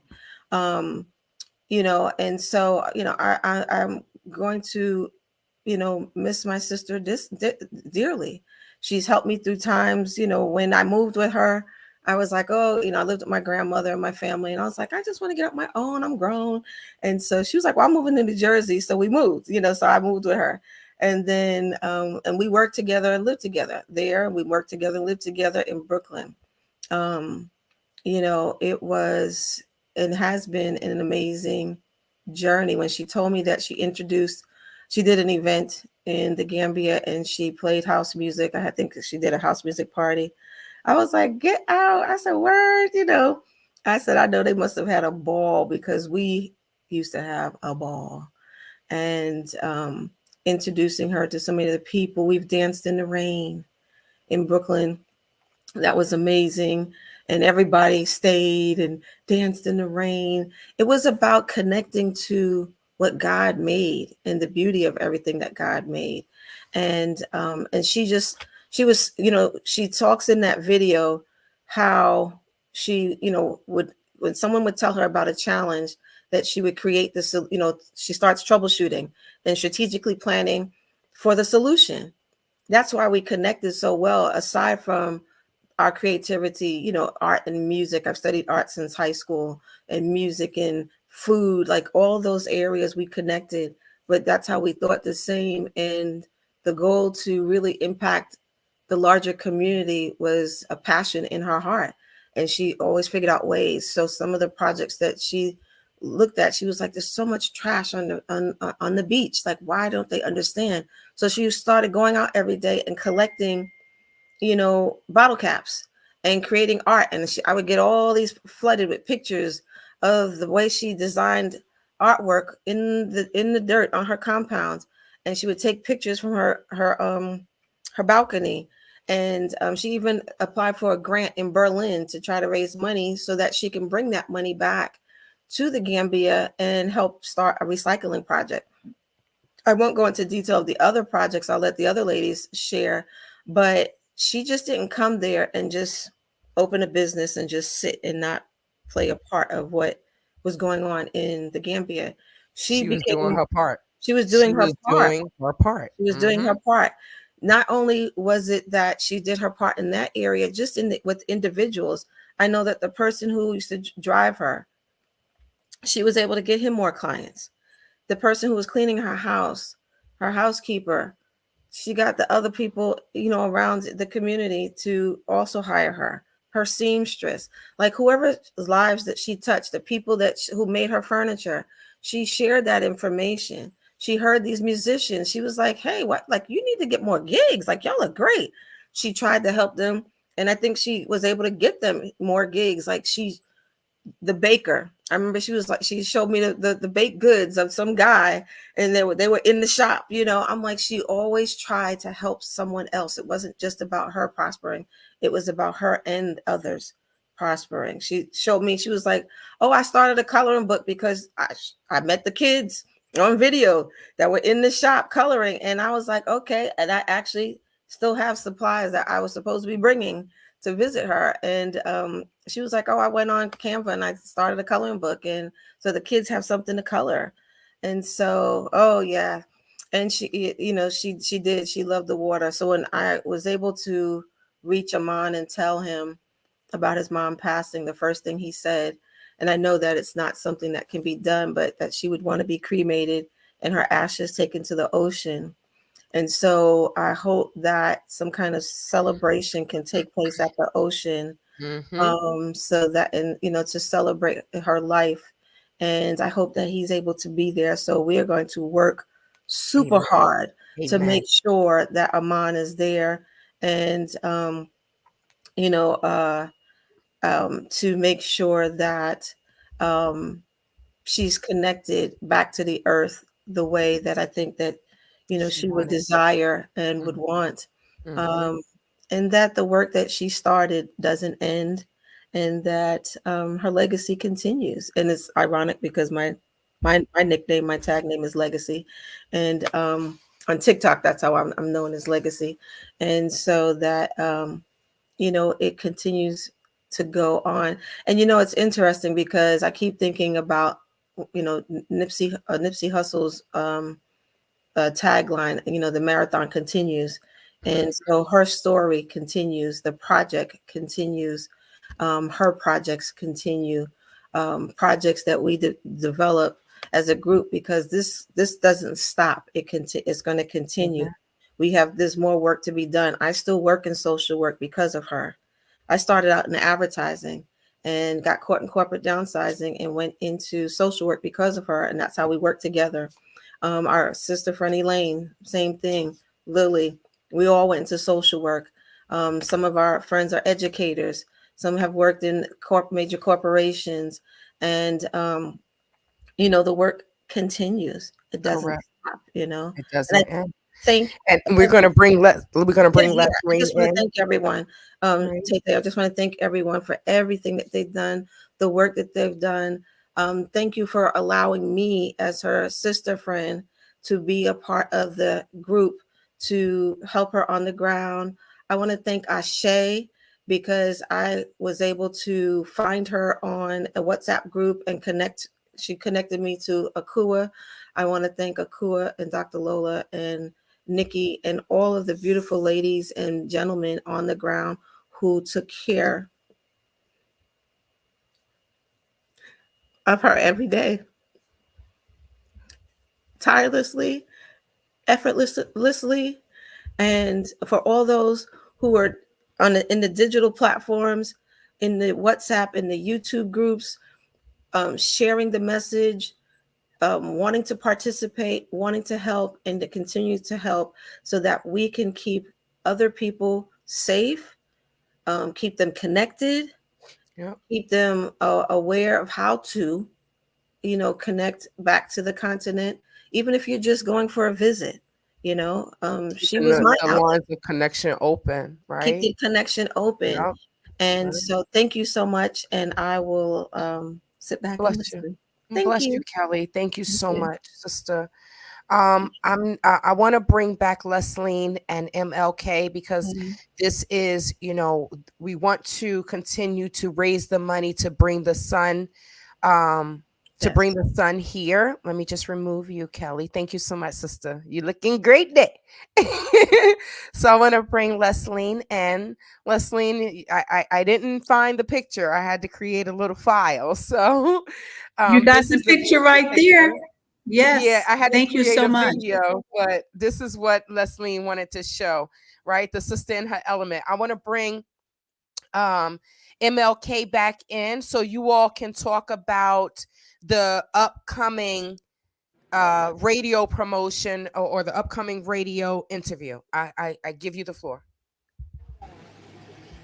Well, first of all, let me start by saying I'm looking at the GoFundMe account, and truth will always prevail, regardless of what negativity is heard.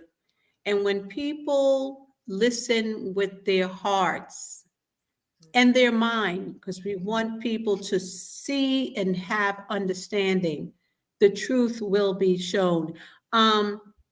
So in the last day, they have accumulated I'm bringing it up right over, now. I didn't really give a count, I about brought it. 300 or 400 more dollars, over 500 more dollars in the last 2 hours.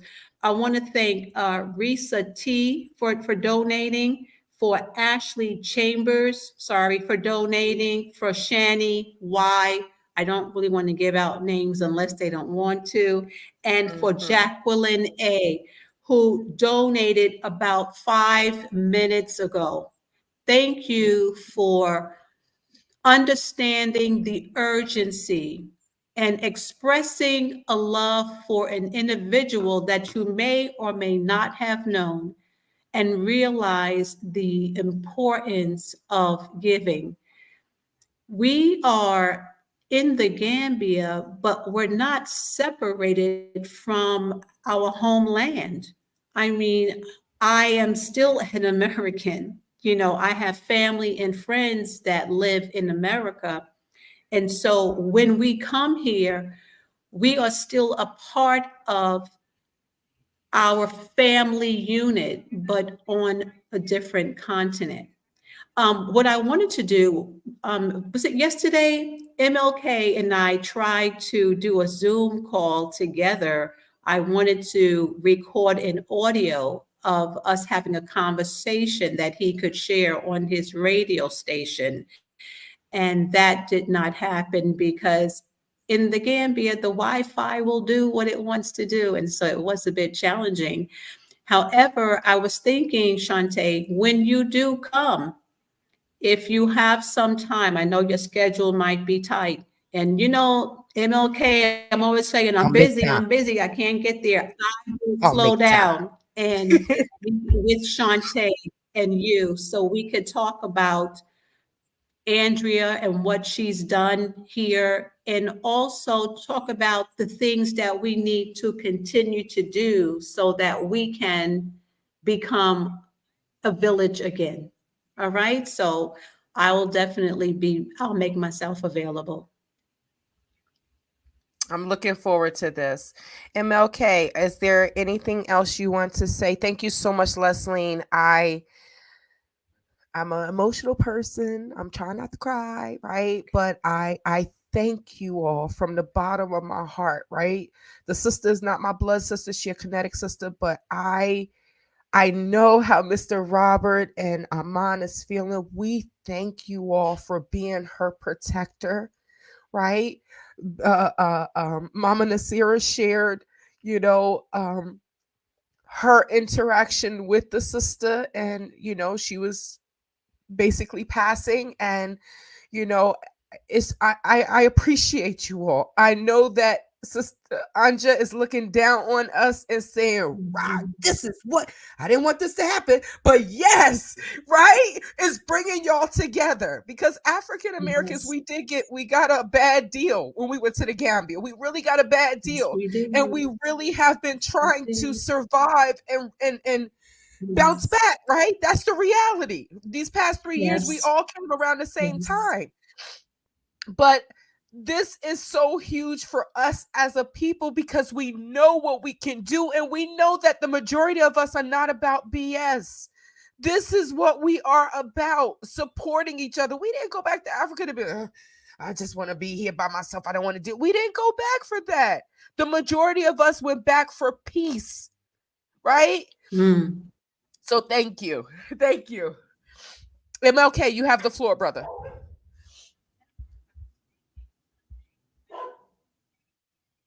Did I mute you? Hold on. You're on mute. Balama. Right. Okay. All right, thank you very much. I'm sorry, I know you're very emotional, and that's how life is, you know. And then we must have to take out that tears, because that tears must be out when you have a loss like this. It's not easy. Definitely, right, like I said earlier on, I'm having a very heavy heart since I had the death of Empress Andrea, because this is somebody that was supporting me. I'm telling you, she was supporting me very well. Anywhere I met Andrea must talk about me. Sometimes she said things that, you know, I said, look, Empress, is this all for me? And she said, look, MLK, I'm telling the reality. I'm telling you what I have seen in you. That, you know, when people call me, sometimes when I say MLK, they think it's Martin Luther King that I'm. He said, what he always tell me is, you are Martin Luther King, another Martin Luther King. in our midst. So she always motivate me, and then definitely I really appreciate it, and that give me another spirit in me to do my work and then do it boldly.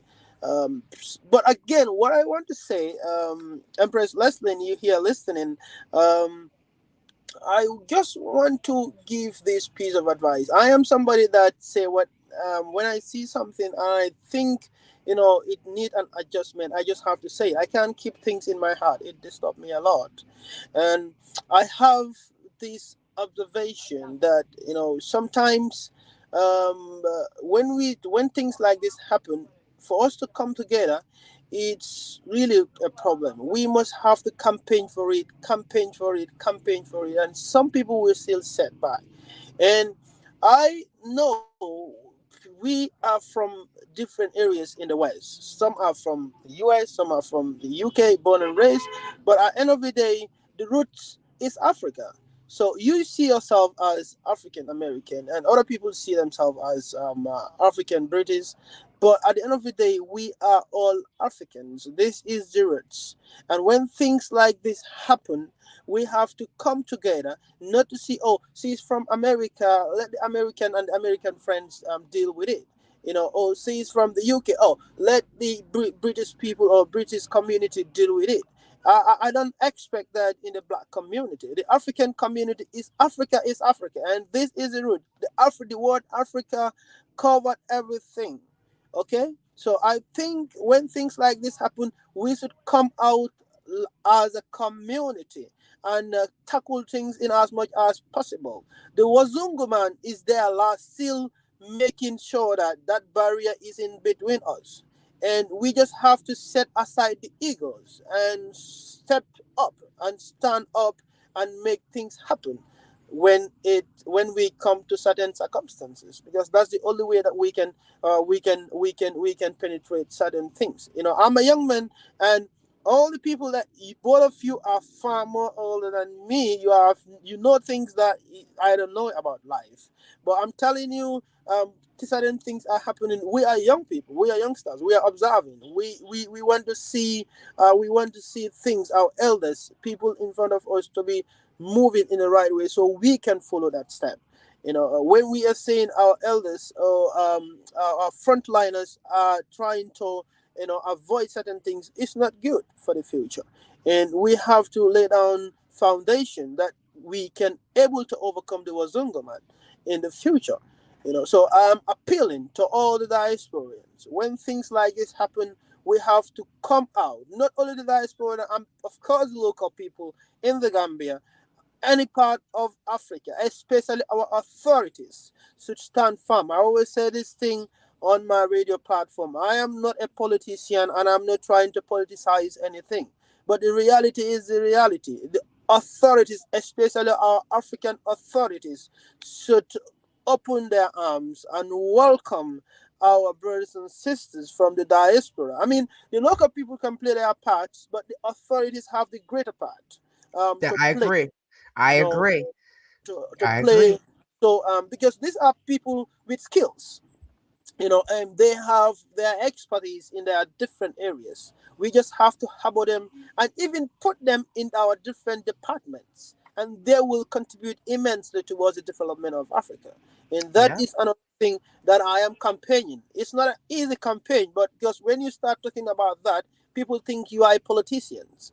Oh, you are trying to It's politicize things. okay though. You know what? I People have, like you should be a politician. This is the conversation I have with many Gambians, because you're a young man, right? We know what Africa can be like sometimes. The people that are in power, this is the corruption. In order to push out that corruption, the young people that think like you, MLK, it's okay, right? We need people like y'all as politicians, because you all are trying to push Africa in the right direction. So it's okay if you sound like a politician. Someone has to stand for justice and say what's right. yeah, So yes, yeah. So that's it. That's it. I will vote for you if I was Gambian. Say that again. I said, I will vote for you if I was Gambian, right? Because you're speaking the truth, brother. You are speaking the truth. We need each other. We come with skills. We were trained and educated by the Tuba. But we love our brothers and sisters. And some of us come with some halisbi, some dalasi de. That's some money, y'all. Right? Some and I just feel like when we realize that no matter where we were born, when we come together, love each other, support each other, that's when we're going to see the fruits of our labor, and we're going to see God bless us abundantly. That's right. But we need each other. We need each other. So thank you for welcoming us. People always say, you're welcome, but it's not always true, right? It's not always true. But when we meet the good people, those are the ones that we're going to hold on to, right? It's like, oh, Tay, you met the wrong people. I met, a lot of the wrong people from the top to the bottom. But when I meet somebody good, I hold on to them for life, because all Gambians are not bad, just like all Americans are not bad. Continental Africans will say, we're not the same. We're all not the same. We're not the same. Exactly. But don't judge each and every American or someone that was born from the West as the same. That goes the same way. We are all not the same. But yes, I'm going to let you close out, because then we have some other people. We're hitting 2 hours. I thank you all for rocking with us. Thank you, Gail, for being a moderator. I appreciate you, Gail, at night with your beautiful afro. We love you. We absolutely love you. MLK, I'm going to let you finish up. You'll have a minute. Just close out, and then we're going to bring some more people in that want to speak. Yes, Purple Love, there is strength in numbers. For someone else that want to speak, put it in the comments. If you are a YouTuber, if you are in the green room, not the green screen. If you want to speak, please let us know, or put it in the WhatsApp group or whatever. That way we could bring you in. We're going to give you all 3 to 5 minutes. Okay. All right, MLK, you have the floor. You can close. I just want to say this. I think I have said whatever was in my chest. But I just want to say, let's just go with this word called Ubuntu.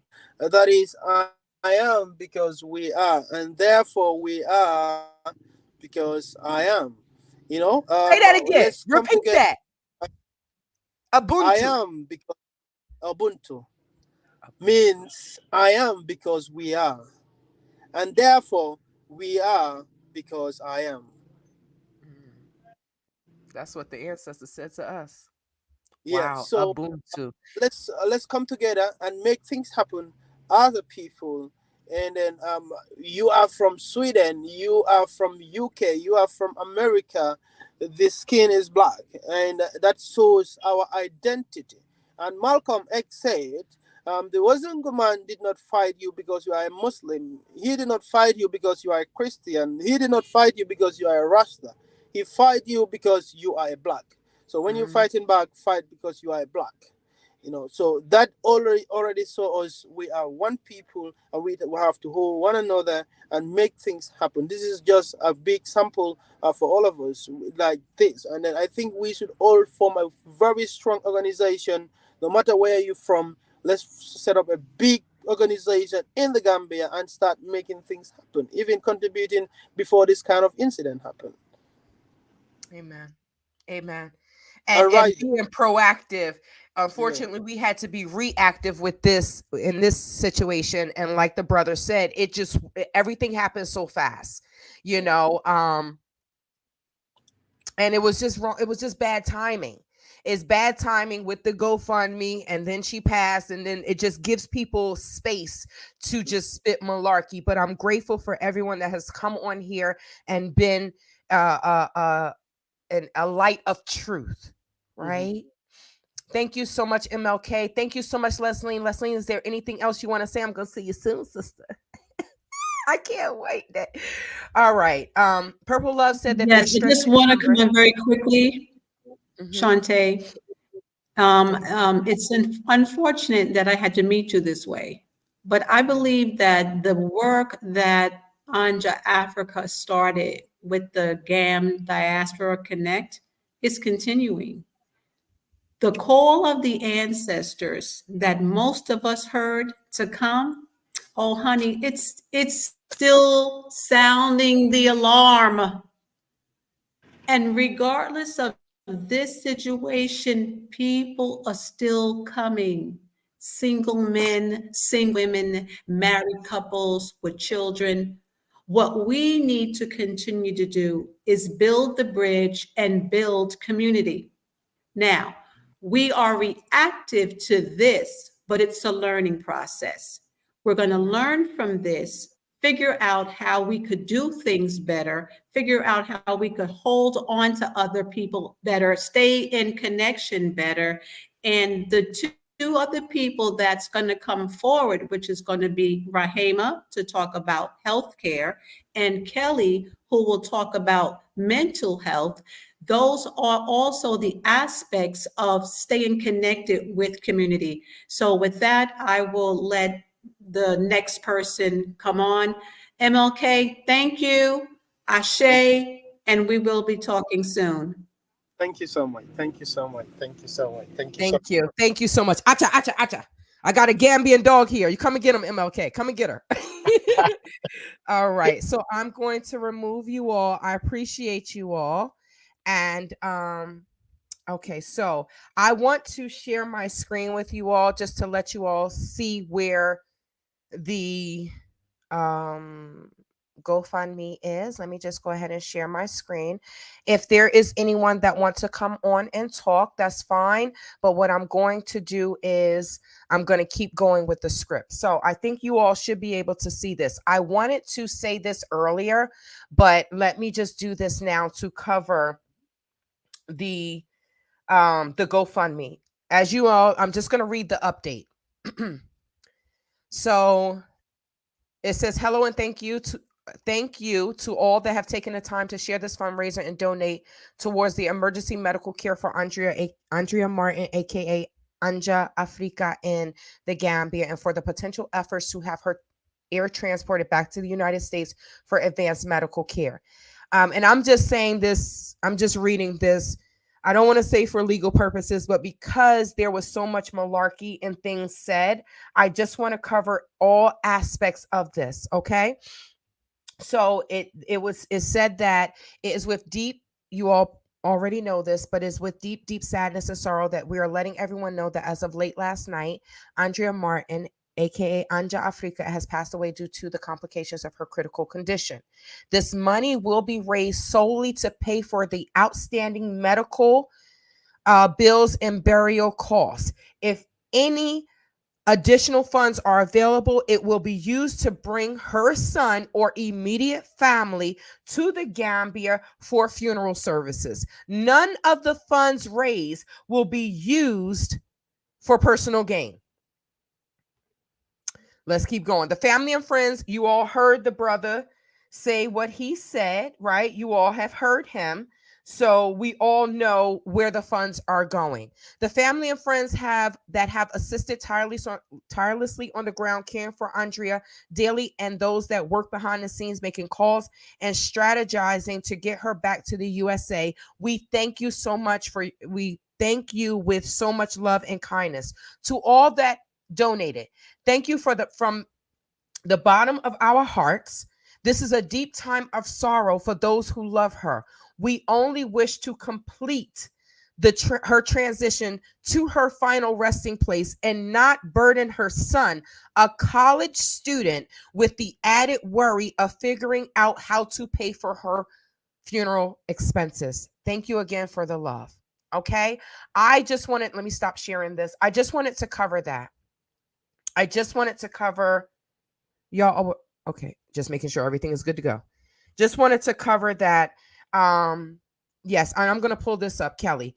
And so everyone knows we are in communication with the GoFundMe support teams since some evil folks have reported the page as fraud. We can provide GoFundMe with the necessary receipts to show proof. Shut them down. Shut them down of the usage of the funds. Shut them down. Okay, so you're welcome, sister. Okay, let me just say this. Auntie P's Jamaican cuisine, remembering our sister with smiles and joy. Our sister was a very good dancer. I'm so mad I didn't get a chance to dance with her. Very good old hits dancer, very groovy too. Such high spirits. R.I.P. Sis, see you on the other side.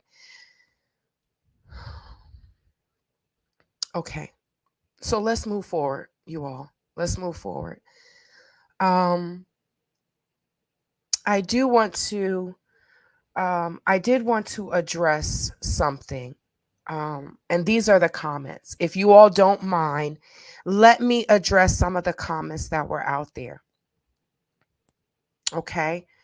So I think I did not transfer it over. So I'm just going to read it. I wanted to transfer the comments and everything and the screenshots over. And I think I did make a screen recording, a screen video, but everything was just so fast paced and short time. So let me just go ahead and read these screenshots. And then we're going to get into healthcare. So anyone that wants to speak, I'm going to bring you all in. So there was someone online that made a video. I'm not going to say their name, but I am going to read what it says. I don't want to do this, but I'm going to do it just because. All right. It is of such sad news for us to announce that Andrea, aka Martin, aka Anja Afreeca, passed away yesterday night at 11:30 GMT in the hospital at Gambia. So this person is saying, I told you 2 weeks ago. They put that in red. Andrea has suffered a stroke while in the hospital and developed locked-in syndrome. I don't know what that is. But I guess people are medical professionals as well and doctors.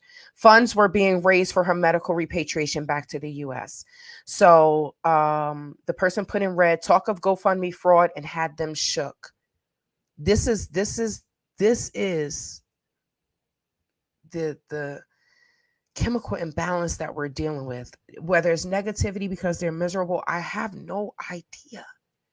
I have no idea because I just feel like no one in their right mind would say these things. I truly don't understand people. I truly don't.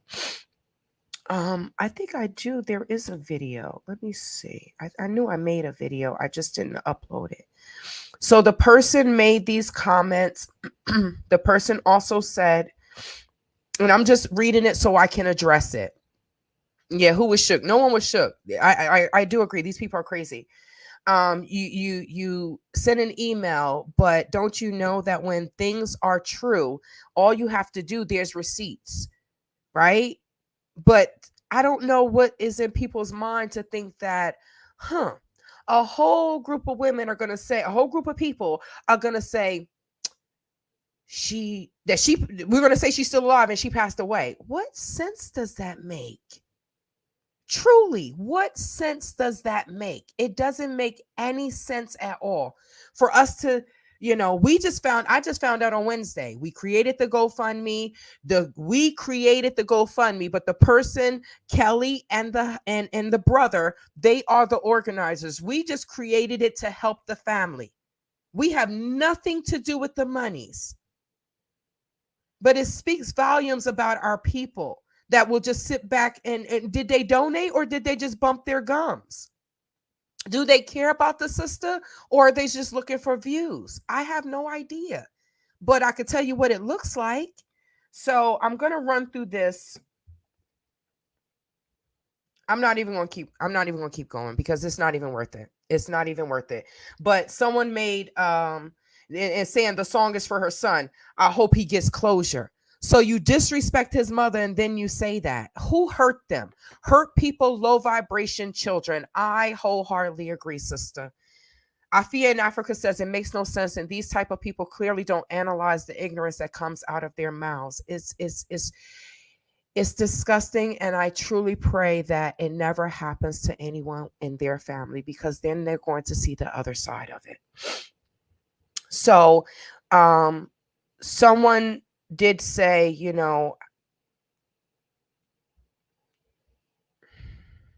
How do we know that she is still alive? You should send out a 1-minute video of her. Other than that, it could be a scam. And I'm not gonna, it's really disgusting me reading these, so I'm not gonna finish, but I am gonna read a comment of the reply to that. This was on my page.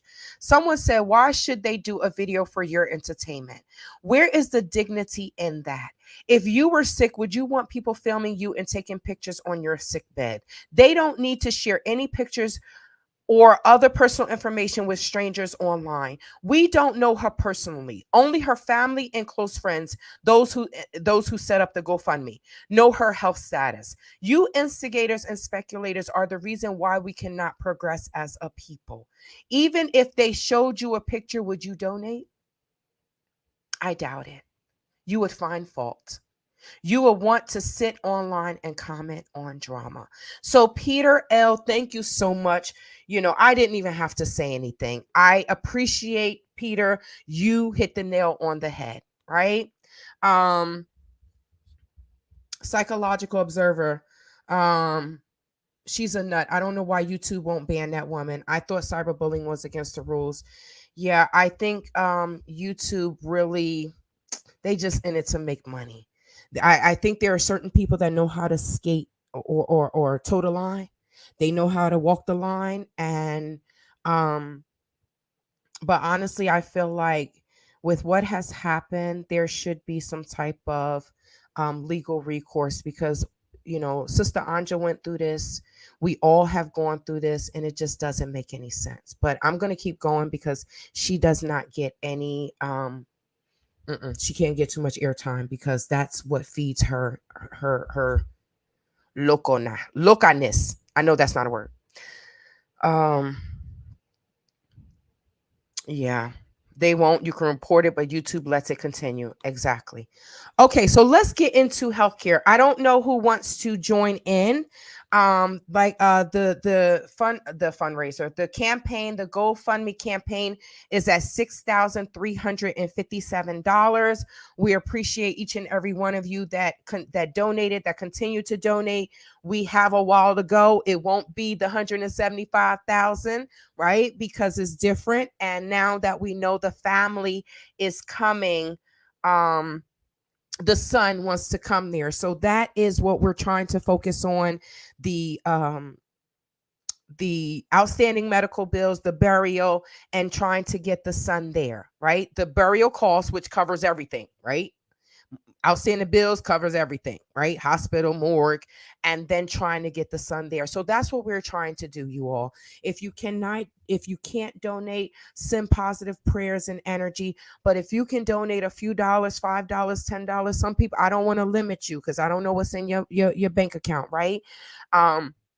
But please find it in your heart to donate. Is that the link? Because that's not the proper link. I think that's not. Let me see. Let me just take it right from here, okay? And I'll put it in here, right? All right. So I took it directly from the GoFundMe. Okay. So I knew it had numbers, but it looks like there are different links. But we appreciate you all. If you're going to donate, if you want to donate, we appreciate you all. You all remember the telethons. What's his name with Lou Rawls? I think it was Lou Rawls. In the spirit of Ubuntu, we must and we will operate in the spirit of unity and not dysfunction. Amen. Wendy Green, I'll do a separate video in regards to that. I don't want to sully up this with that. Yeah, a legacy. I went that way. YouTube don't care. So let's move forward. Okay. So we have, let me do this one. I like this one. So we're going to talk about healthcare abroad. They are the same. One is from the URL. The one is sharing is a short link. Thank you, Gail. When you click share from the GoFundMe, it gives you that short link. Okay. Thank you. We appreciate you, Gail. Gail is a techie boy. She got beauty and brains. I love you, Gail, at night. I absolutely love her. So let's talk about healthcare abroad, you all. We know that it's not the same as America. That was what the other live was about. And that it is something that it should be explored further. This is a town hall talk. We're not going to get to build Rome overnight or build the Gambia overnight, but we do want to open the platform, cover a few things. This will be the first of many, and then we can move forward.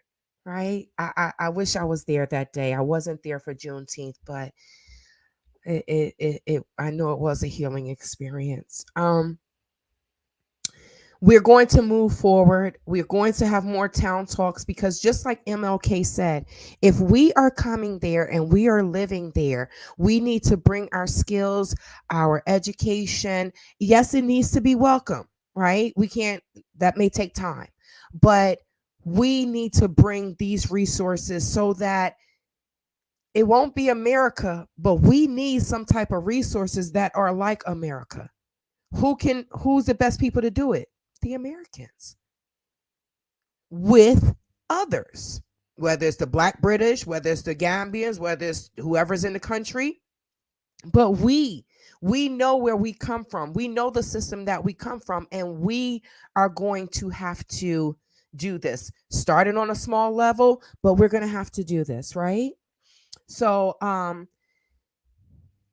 hey, Donnie goes in. Would you like to come in? Miss the people that are in the back, that are in the green room, do you want to come in? XDMC, I see you're in the back. I'm going to talk about the travel insurance. That was the next thing. For Psychological Observer, you are on it. Your name is right? So the only advice I can give is to try to make lifestyle changes regarding health before moving to the continent. So that way we won't need as much health care, right? Until things can change.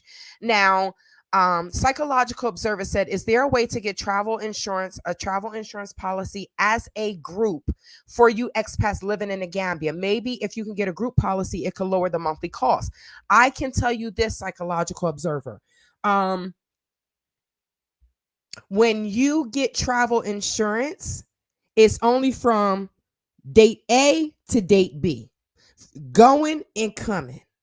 So there isn't a way to have travel insurance if you book a one-way ticket to wherever and you're living there. So I would say start saving, start eating right. You have your emergency fund. But even in this case, 30,000 or 175,000 is a lot of money. Sorry, my stomach is growling. If y'all heard that, I haven't eaten and I worked out this morning. So that is a lot of money. So even trying to have an emergency fund, this is something that I feel like we should talk about more. Where's Rahima? You want to come in for healthcare, Rahima?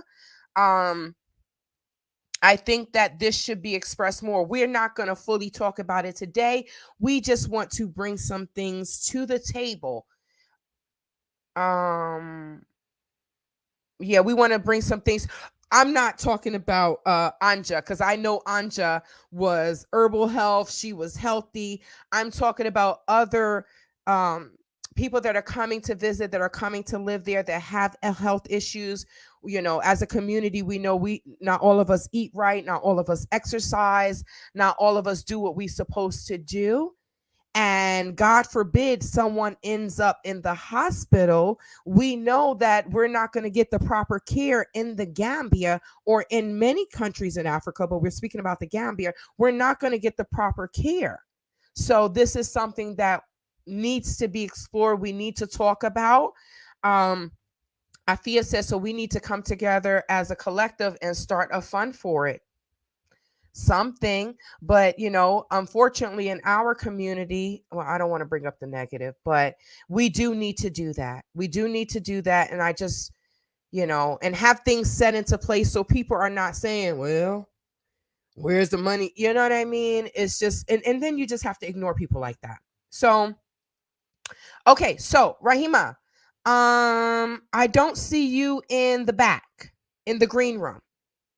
Once you're in the green room, use the link to come in behind the scenes and I will bring you in. We're going to give everyone 5 to 7 minutes. I'm giving you all a little bit more time, okay?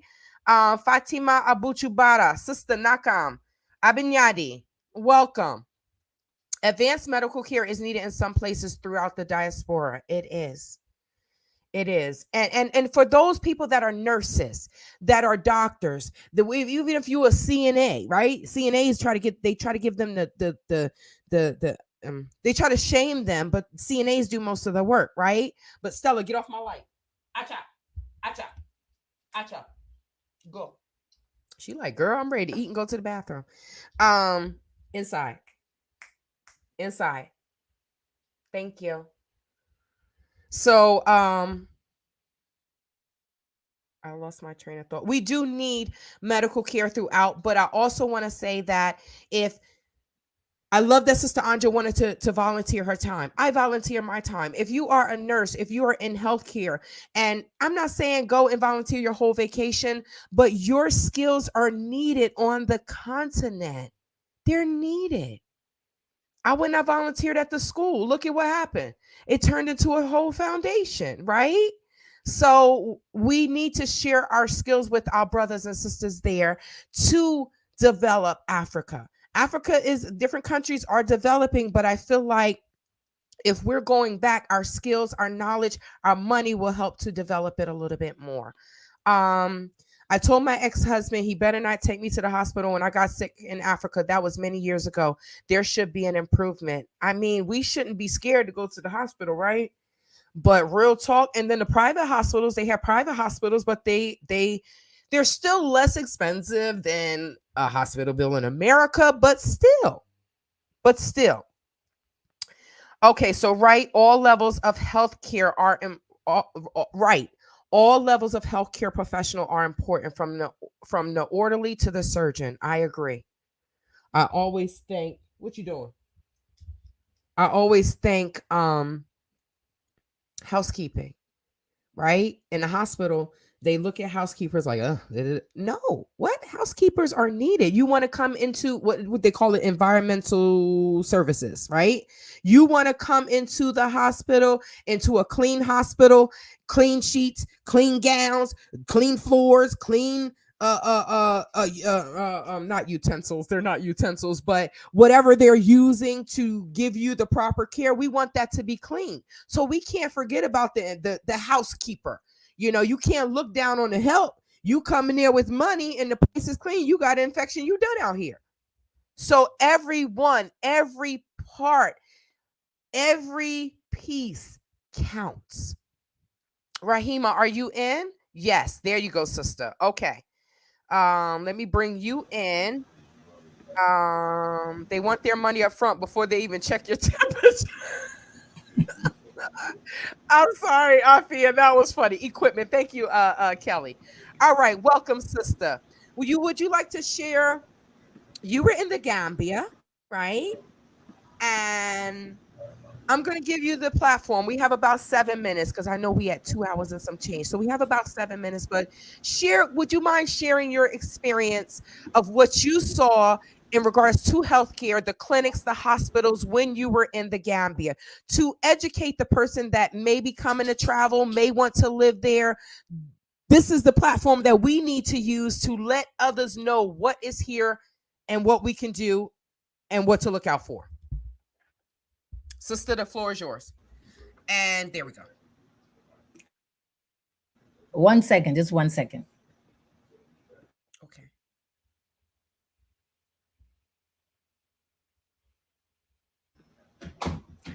Greetings, and thank you so much for putting this together and for organizing the support for Sister Andrea. Before I go into just sharing the things that I know and would like to share around health, I'd just like to say that when Andrea first came to the Gambia, she stayed with me, and she was with me for about a month.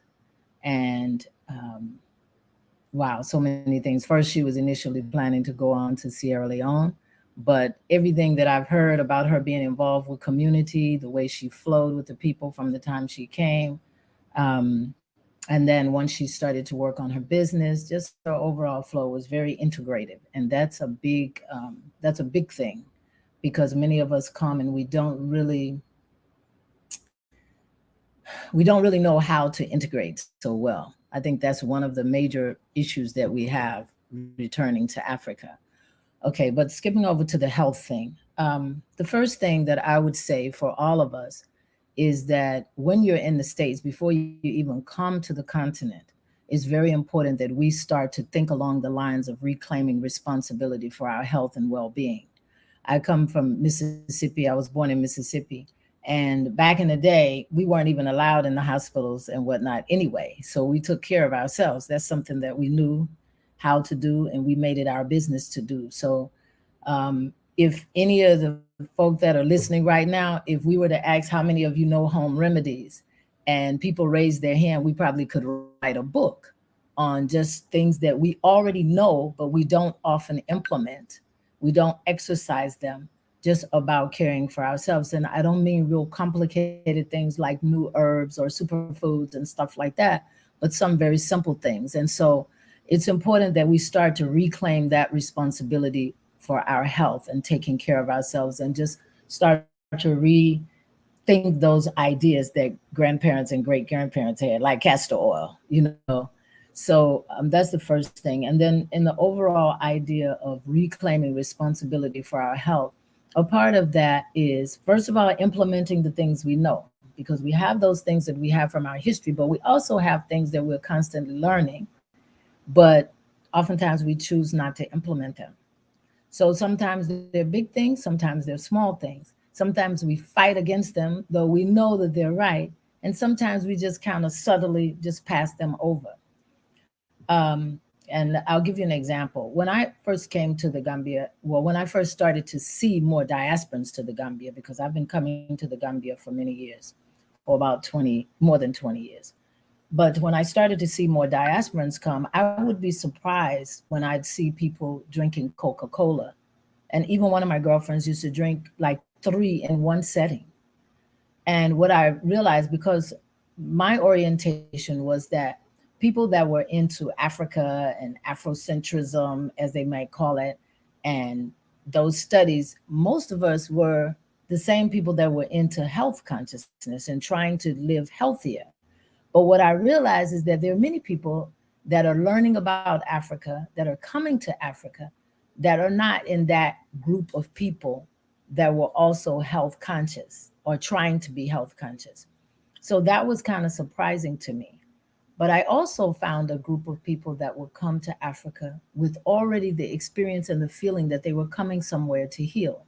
So I've seen people come who actually lived with me that could hardly walk, but after being there for a short period of time, they could. Okay. So back on the idea of reclaiming responsibility for our health, the first thing to do is to implement just what we know and start doing that wherever we are. If you know that eating vegetables every day, fresh vegetables every day, or fresh fruit every day, you already know that that's good, but we don't all implement it. Just start implementing the simple things that we know. Another thing is movement. We can learn more about diet, and we can share more about diet, and anyone can get in touch with me and I'll share whatever I know. But movement is very important. So movement once you're on the continent, but movement also before you come to the continent is really good. And it doesn't mean I'm a dancer, but it doesn't mean you have to be a dancer. It can just mean movement. You know, I had some young girls to say to me, we were in Senegal. I did a tour with some college students. I took some college students, some young college students. And I remember one of the girls saying, wow, these women, by the time they're 35, their bodies have changed so much, you know. And what happens is people have people to answer to them. You know, it's like they don't do anything. They like ask the children, anyone younger than them is automatically, you know, responsible for doing for a person.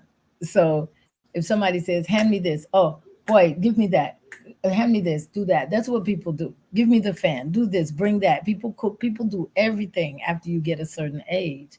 And so I would just say that when you're in the States, when you're in UK, before you even come, start to get up and get your own thing. It might seem like a small thing, but it's not a small thing. Movement is very important. Use your movement, take advantage of it, and give thanks that you have the capacity to move, that you can move. and utilize it. And then when you're on the continent, likewise, move about, walk around, go out. You know, when quote unquote pandemic corona hit, you know, that was a part of it. When people start to feel ill, they tend to not move. But when you feel ill, press yourself sometimes to get up and move, unless it's a matter of you not resting, because we have to rest. That's the other thing. And I'm guilty of that, not resting enough. But I'm working on it. I'm better at it. I'm better even today, you know. So making sure that you incorporate movement and a balance of movement and rest. Please make sure you do that before you come and when you come. Um, we talk about mental health. I'm not going to go into mental health. That's not a specialty area of mine. But I can say this as a nurse. I remember in nursing school that the mental health rotation was my worst rotation. It was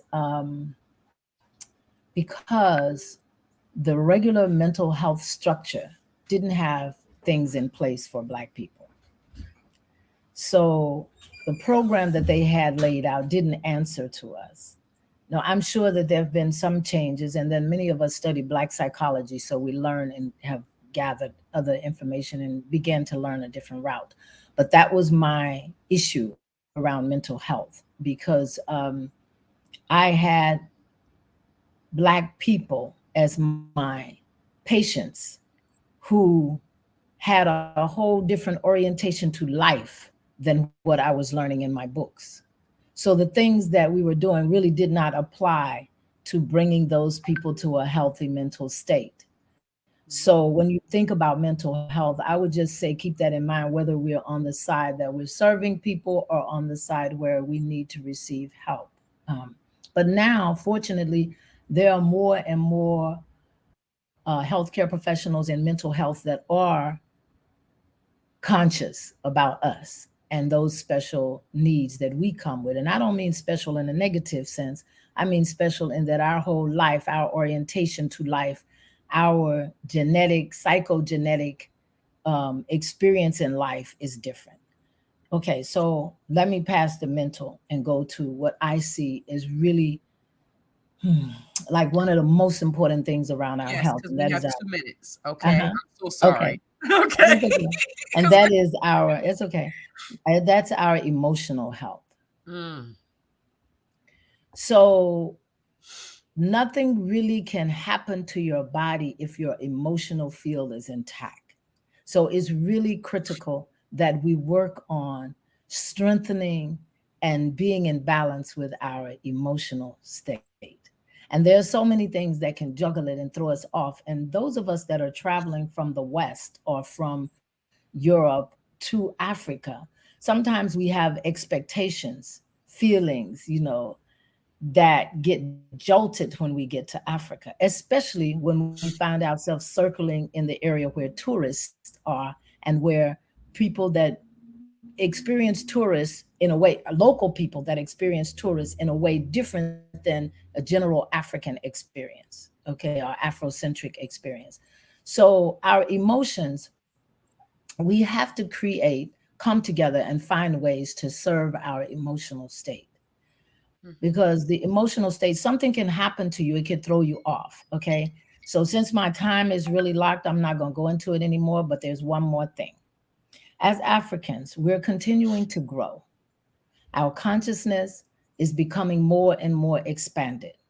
And unlike people like Earth, Wind, and Fire, who entered into certain realms earlier, many of us are now opening up and entering to those realms. So I don't want to offend anyone, but we're escaping and opening past some of our religious indoctrinations and starting to open up to more spiritual and more advanced, no, I would say more expansive ways of experiencing life, the universe, not just here.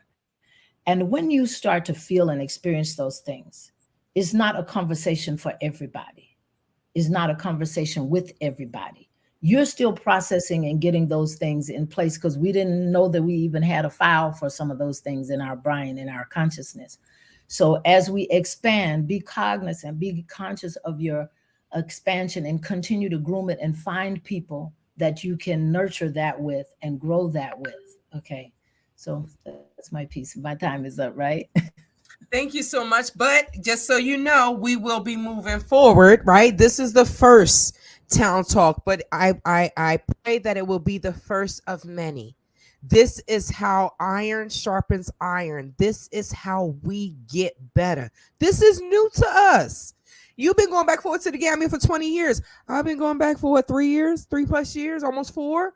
This Yeah. is new to us. So for the people that have been there that are real, because there's some people that's there that's not real, but for the people that have been there that are real, that want our African people all around the world that are coming back to the continent to progress, we need y'all to share. Right, I'm trying to get us moving. Right, we're within. We'll try with Tete. We're within a 14-day steps challenge, right? And we had to kind of push that to the side for the sister, but we're trying to we have to get healthy. Yes, Gail, thank you so much for that update. We have to get healthy. I'm not going to say 100%, but we have to start the process before we leave. It's a totally different system over there. People that are on blood pressure medication, people that are on insulin and things like that. Like, can I say something? Go ahead. So I want to make us aware as a community that blood pressure, well, one of our problems is diagnosis, and blood pressure is one of them. So I want us to be conscious and aware that many of us are being misdiagnosed. You're being diagnosed with high blood pressure. And once they tell you that, people get afraid and people think, oh, it's inevitable. And people get on medications, and then the medications is regulating your blood pressure, and you are no longer really regulating your own blood pressure. It's critical that we start to look in avenues and ways, alternatives to Western medicine, and start to learn about ourselves. So I learned about it because I went into a doctor's office to take a physical. And when she did the blood pressure cuff, she did it very, very tight. I said to the young lady, ooh, that's tight. And she said, oh, it'll only take a set of, she didn't say, let me loosen it up and make it comfortable. She said, oh, it'll only take a second. Because we don't get the proper care even here. So go ahead. I'm knowing that when you have a blood pressure cuff too tight, you can get a false reading. Okay. So at that point, when she left me, I sat there. First of all, she told me my blood pressure was high. And I said, no, it's not. Because I just got a divorce. I'm extremely happy. My life is going wonderful. My diet is excellent. I dance every week. So there's a problem. So when she left out of the room, I started to look it up. And this is when I found that we get such a large number of false diagnoses. Sometimes the pressure is high just because you walk into a doctor's office. They found this. This is studies has showed this. And sometimes your pressure may read high because of a misreading, like this woman did with me. Because when the practitioner came in, I explained what happened. Okay, and we redid it. And so it's for us to be conscious that they can slap that on you, and then you're prescribed those medications, and doctors get kickbacks for those medications. It happened with my mother. I came back from Africa. My mother was on high blood pressure medications. And when I went to the doctor and I said, we need to talk because I want to wean my mother off of this medication. He looked at me, I looked at him, and then he said, okay, come back Tuesday. My mother's been off. That was 2013. She never took them again. So I'm just saying. It's a lifestyle illness. It's a lifestyle illness, right? Because blood pressure, if you're eating right, you're exercising, that is going to naturally come down. Certain things with diabetes, if you eat right and exercise, you can come up off that medication. But this is Sister Rahima. You dance, you are a nurse, you are needed within the community to share certain things.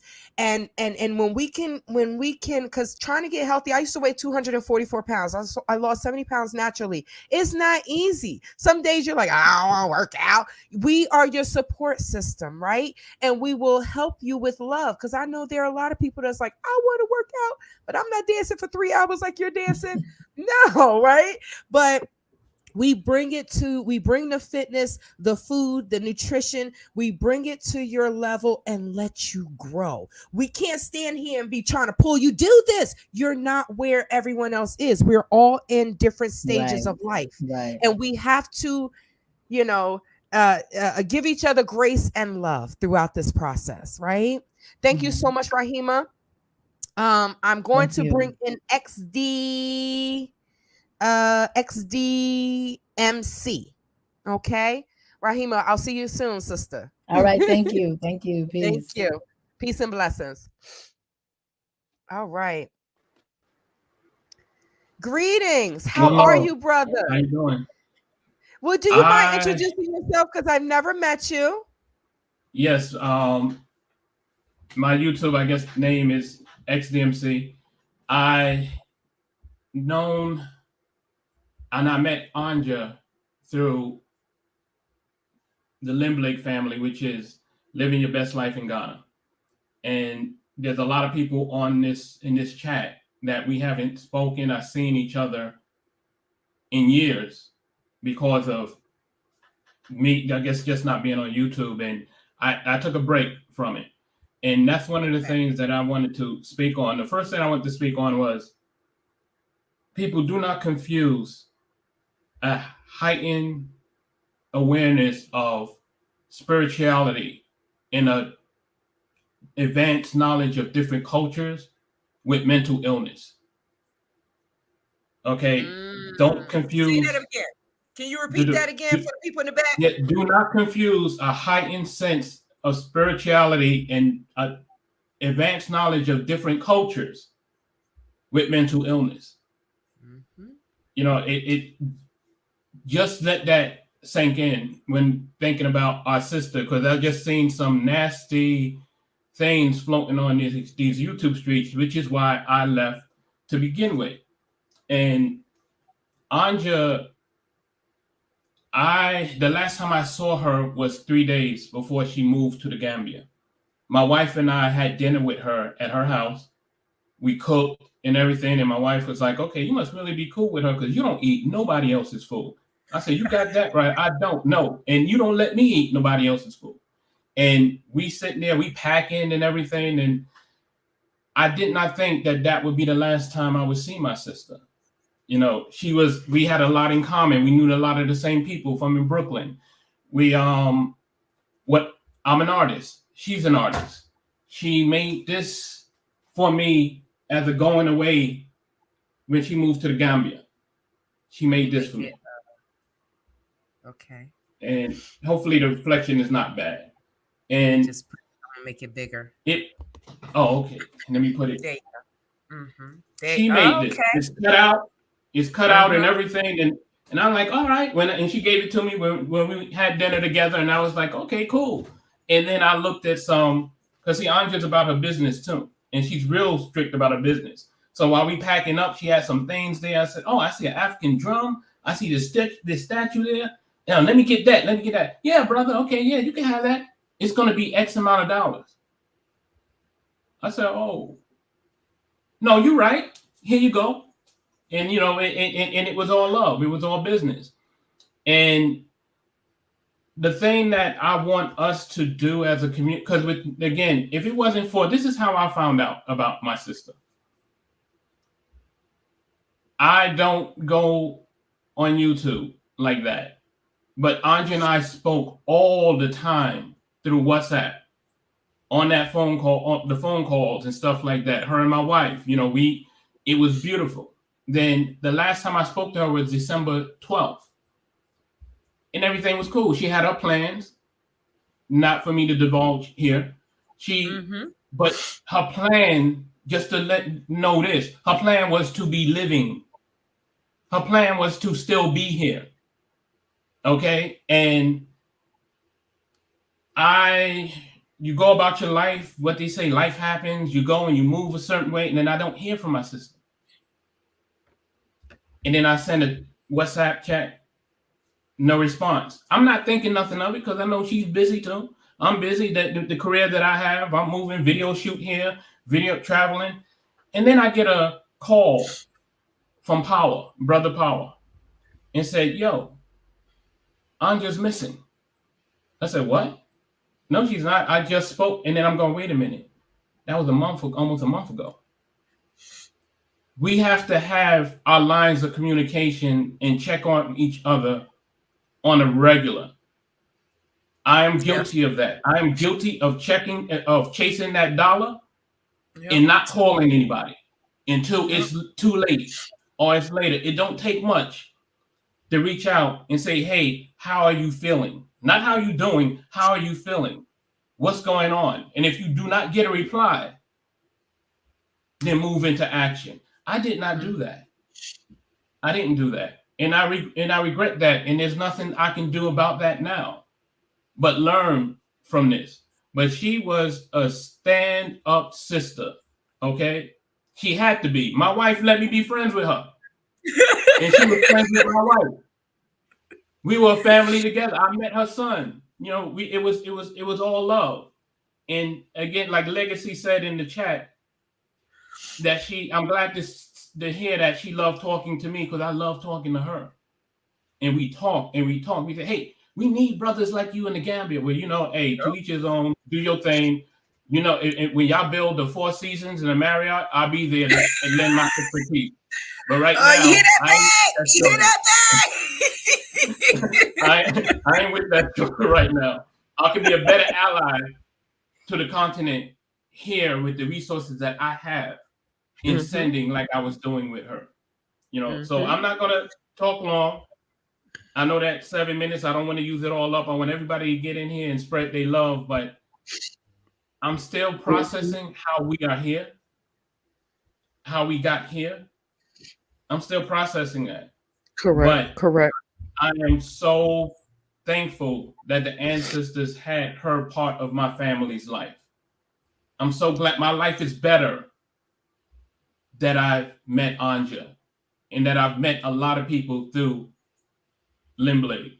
And that's all I got to say. One love. That's all I got to say. Amen. Thank you so much for sharing your private experiences with Sister Anja. That's what we like to hear. I never met the sister, but based on the people that have had interactions with her, I know this sister was everything. And thank you so much for saying, you know, the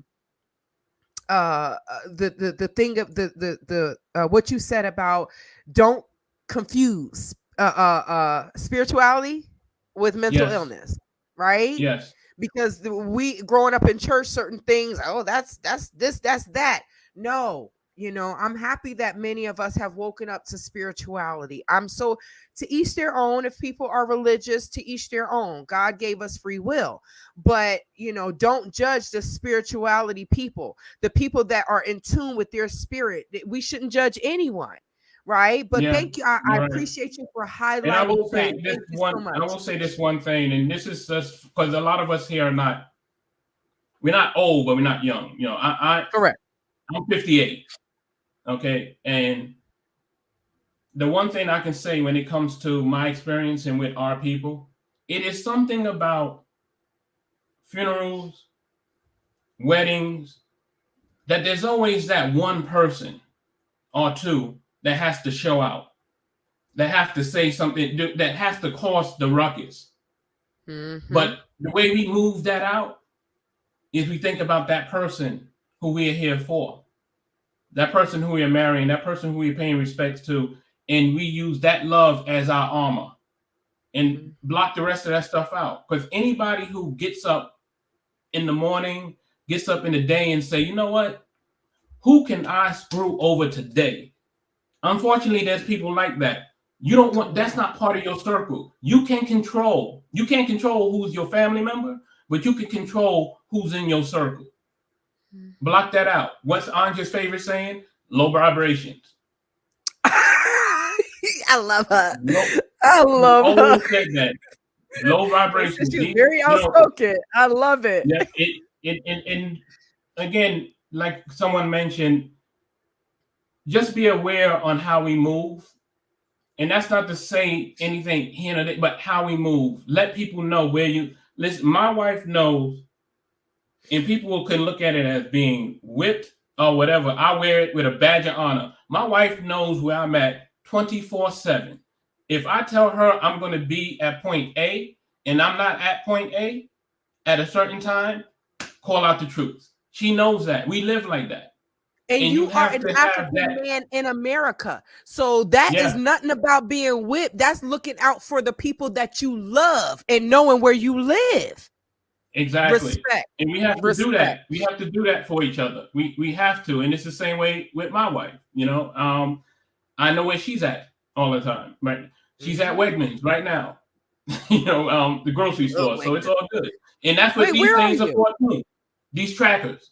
I'm sorry. Yeah, that's true. What state are you in? You said Wegmans. Wegmans is a Jersey supermarket. I'm in Pennsylvania. So Wegmans is in PA. Okay. Yeah, and I was only 40-minute drive from Anja. That's how I was able to go to her house and help her pack for the Gambia. And the last time I saw her, and my wife and I even jumped on one of her videos. We did a little video for her because she loved the YouTube thing. She loved that. And sometimes we also have to be aware of other cultures too. I want to say that. I know I'm all over the place. I'm just trying to get it all in. Be aware of other cultures and where you're at. Because, you know, I would be on the phone with my sister Anja. And, you know, she said, oh, yeah, I'm about to go here. And somebody's giving me these look. They don't know. They don't want this smoke. I'm from Brooklyn. I said, sis, Anja, I know who you are. But listen, I'm not there. And if you say, hey, somebody's at my door, it takes a lot for me to get on a plane and get to the Gambia. Just be careful. We can't carry that Brooklyn. You got to be logical and strategic about it. You have to. Because it can cost us.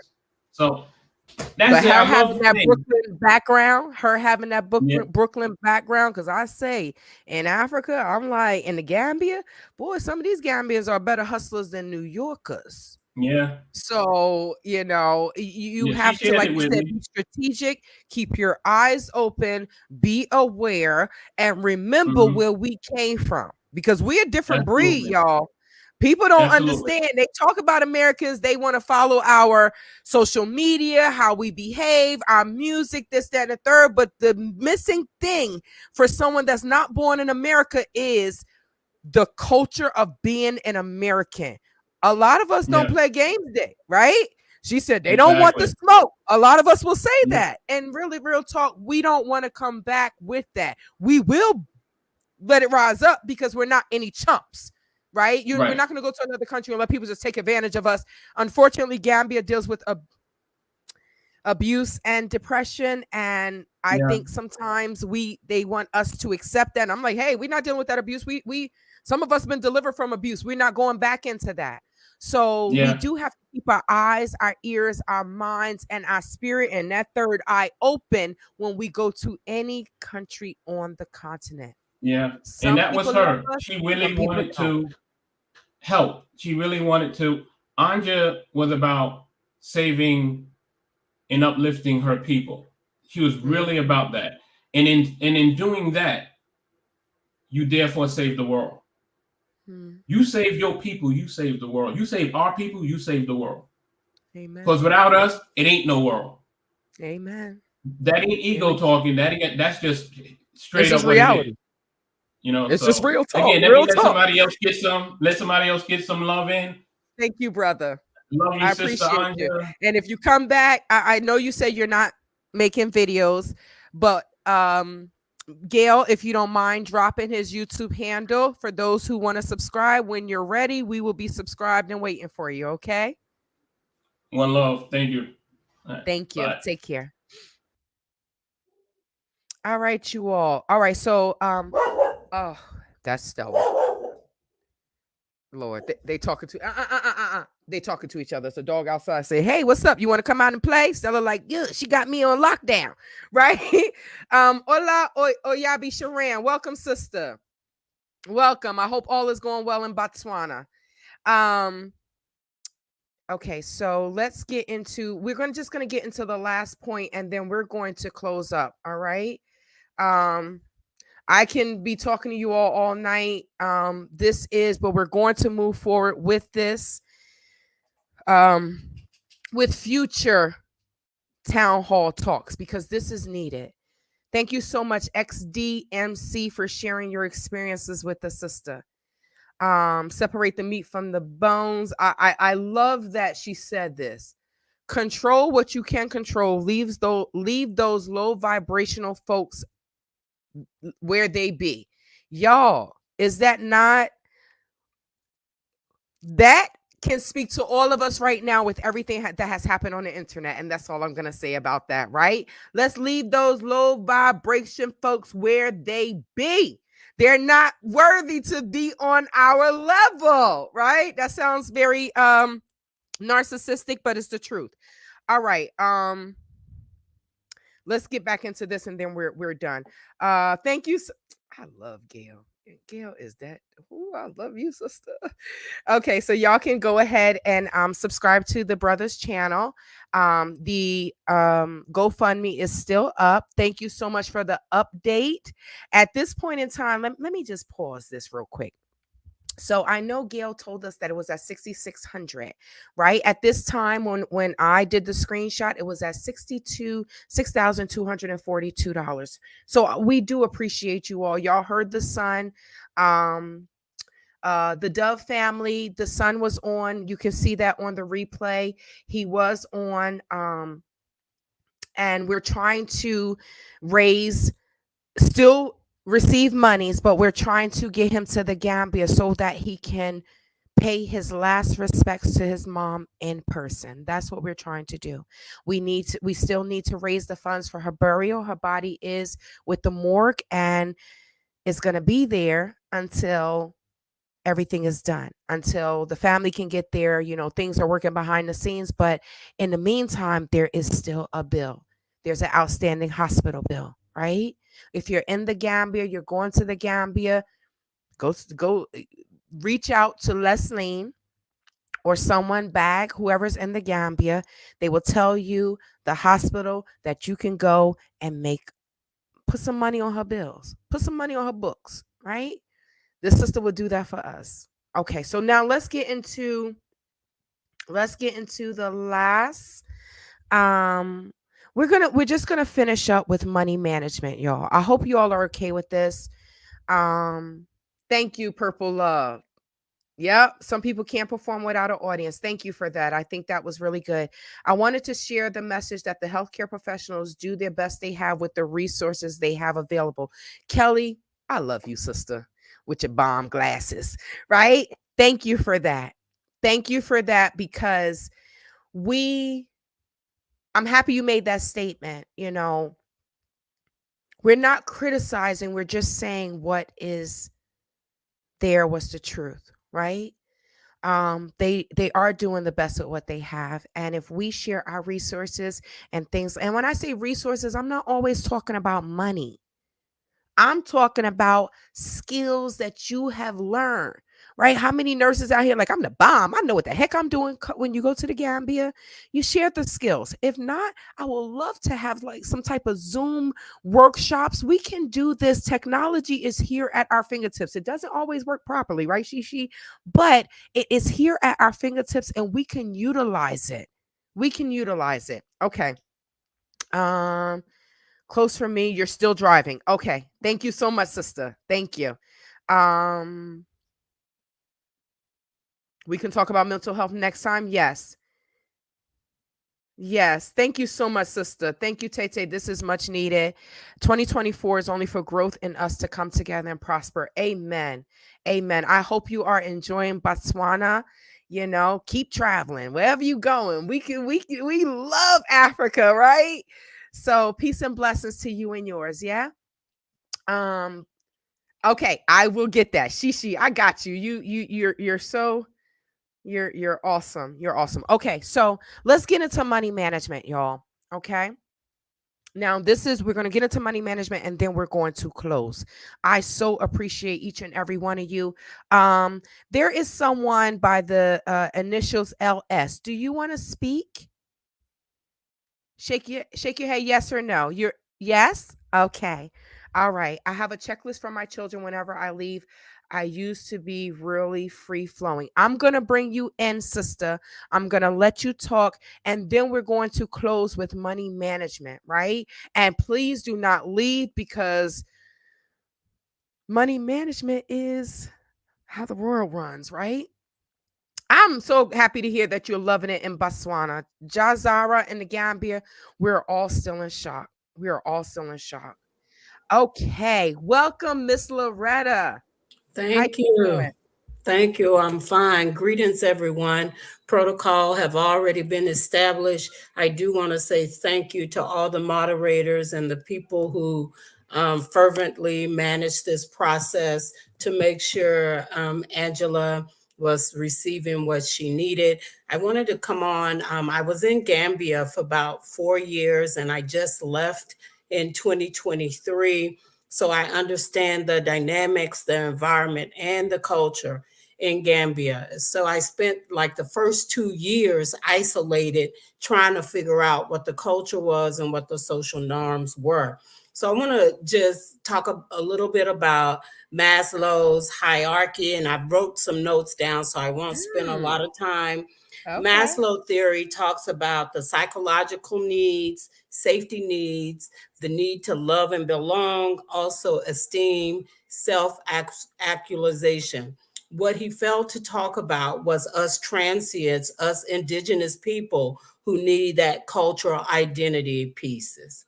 So I think a lot of us are waking up to the realities that we are more than what they have said we are, and that we're looking to immerse ourselves in culture and identity. So the best place to do that is in Akbulan, and we are global Akbulans, not just in Gambia. But because Gambia is a small country, and it was easy for us to integrate into Gambia because of the English speaking abilities. I would like to believe that triumphant, and I say triumphant because we both are members of Divine Nine. She's an AKA, I'm a Zeta. So I want to honor triumphant Andrea Martin. She herself embarked on a journey migrating to Gambia, the West Africa, and in her time, that I knew Andrea and spent time with her, she was immersed in the local culture. She was cherishing her experiences in Gambia, and not only that, she was broadening her understanding of the customs and traditions. And so she was expanding. And that's part of the thing we need to do, is expand. So I heard the brother talk about Ubuntu, and that is critical. But I started to think about how do we navigate in purpose, our own purpose, in uncharted waters. So purpose to me is to plan, then we unite, then we figure out the resources we need in order to be resourceful. We participate in the process as diasporans, particularly Americans. I know this British diaspora repats versus American repats, but as diasporans from America, we have to bring those resources. We have to organize, we have to participate, then we have to strategize. And once we have all these things, we can implement all of these, our purpose, and then educate the people on our plan. So those are the things we need to be considering when we're thinking about losses, suffraging. Not only that, there are countless of people who have demised in Gambia, including Sister Anja. So we need to figure out what those social norms are, where those cultural norms are. Where do we go when we need help? We need to take this opportunity to explore and experience Andrea's unique experience, and then broaden these themes for diasporans to identify. We need to gain valuable insight on her experiences, as well as those challenges and opportunities. And then we need to reconnect with one another through our discoveries. So we're not just diasporans who are migrating to Akbulan. We are diasporans who's seeking an opportunity to reconnect and to have identity. So my goal when I went to Gambia was such as triumphant Martins. It was to have identity and get connected and reconnected to ancestors and to my culture. So in order to do that, I realized there were a lot of gaps. We need to manage as a group, and I'm so grateful you're here doing this. We need to talk about how do we collaborate? How do we keep in touch? What are the strategies we're going to implement? How do we address food and clothes and home insecurities? And what are the short-term and long-term care plans for individuals from the diaspora that are there? And then most of all, what are the safety protocols that we have in place for Gambia? Is there a network? Are we in touch with everybody? Do we know where they are? We may not get together frequently, but there certainly should be some safety protocols in place. And then when situations arise, there certainly needs to be an exit plan. So I want us to really consider and to think about how do we develop collaboration and a network that will give us accountability and responsibility. You know, I worked with the government in Gambia for some time. And what I realized that there's a hierarchy in Gambia, and it doesn't start with the Akalos or the Community Development Committee. It starts with their tribunals. So if you go to Ghana Town, they have their own tribunal. If you go to Nigeria, to the market, Sarakuna, they have their own tribunals. So the first point of contact should be that a tribunal is established for diasporans in the Gambia. And that means that we have to get along, to go along, and to further this cause in the Gambia. And that is simply going to be to make sure when you think about the dollars and the revenues we spend, that we're also included on the policy and the laws that are driven. What kind of protections are we having? What kind of policies do you have in place for diasporans? So those are things I would like to see happen. And I want that to continue because I know Sister Triumphant Anja was in the same boat. She was advancing the cause for Akbulan and making sure that there was self-actualization as well as centeredness. So that is my contribution to this discussion. And for all those who are giving, continue to give. There's still a great need. And I just honor the sisters on this call who's doing a great work. And I say thank you, thank you, thank you. And I just, Akbulan rise, Akbulan arise, Akbulan arise and unite.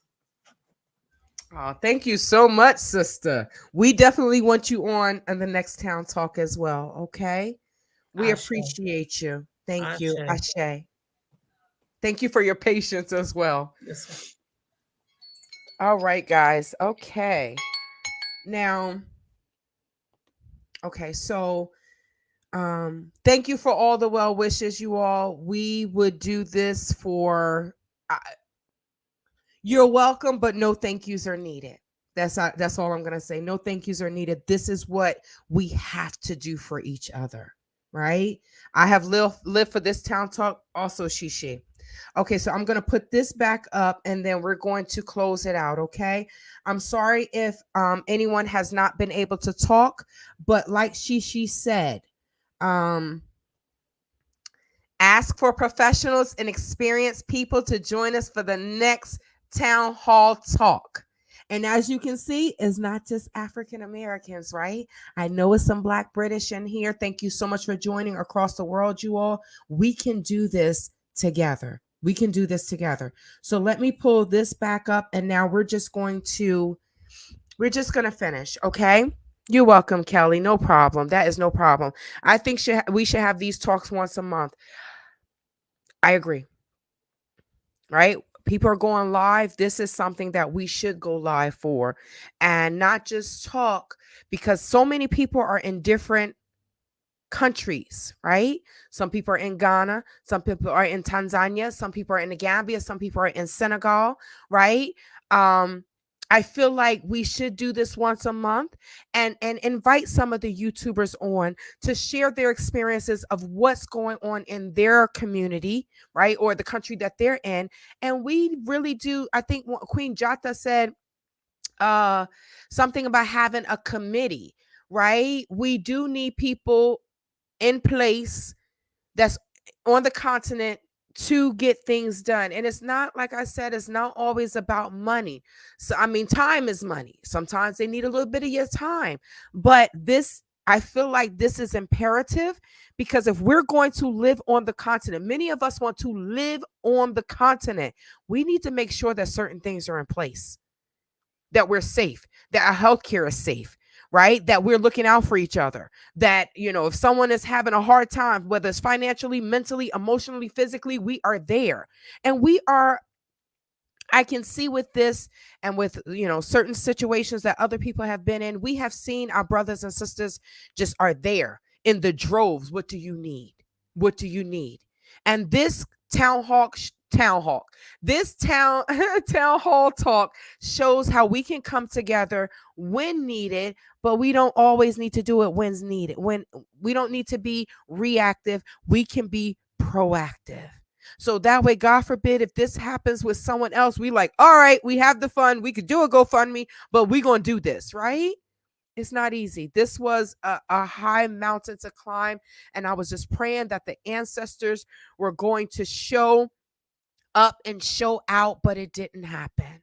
But we can still show up and show out to make sure that her son, we already heard that the brother can't come, but we want her son to be there to say his last goodbyes to his mom.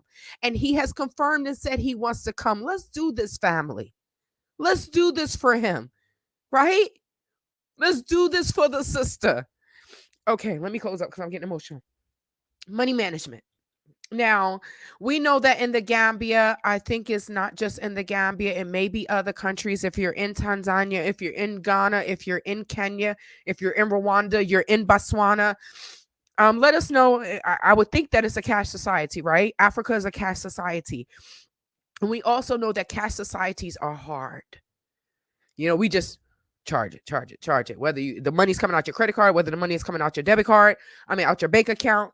It's kind of like we don't see the money. I don't like having cash on me because it just seems like I got a hole in my pocket and it just runs through, right?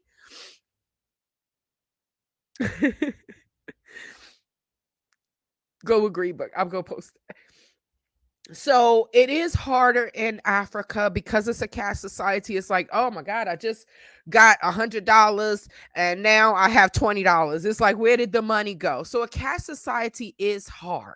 It's extremely hard. And we all have had different, living in Africa isn't cheap for many reasons. It's less expensive than America. But if there isn't money coming in, and depending on how people live, right? We all have different we all have similar experiences of what has happened to us on the continent, but we all don't make the same amount of money, right? So depending on how people want to live, it can be expensive or inexpensive. It depends. Now, relocation is hard, right? Relocating, I relocated from the East Coast to the West Coast. That was hard. And it costs money.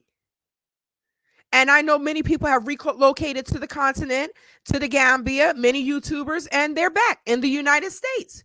Why? Because there wasn't proper planning.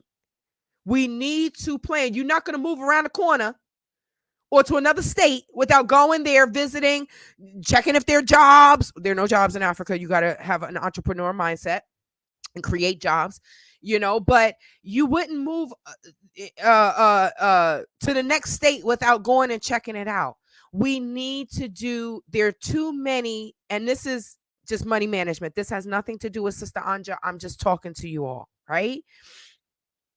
We need to prepare for our departure and our move.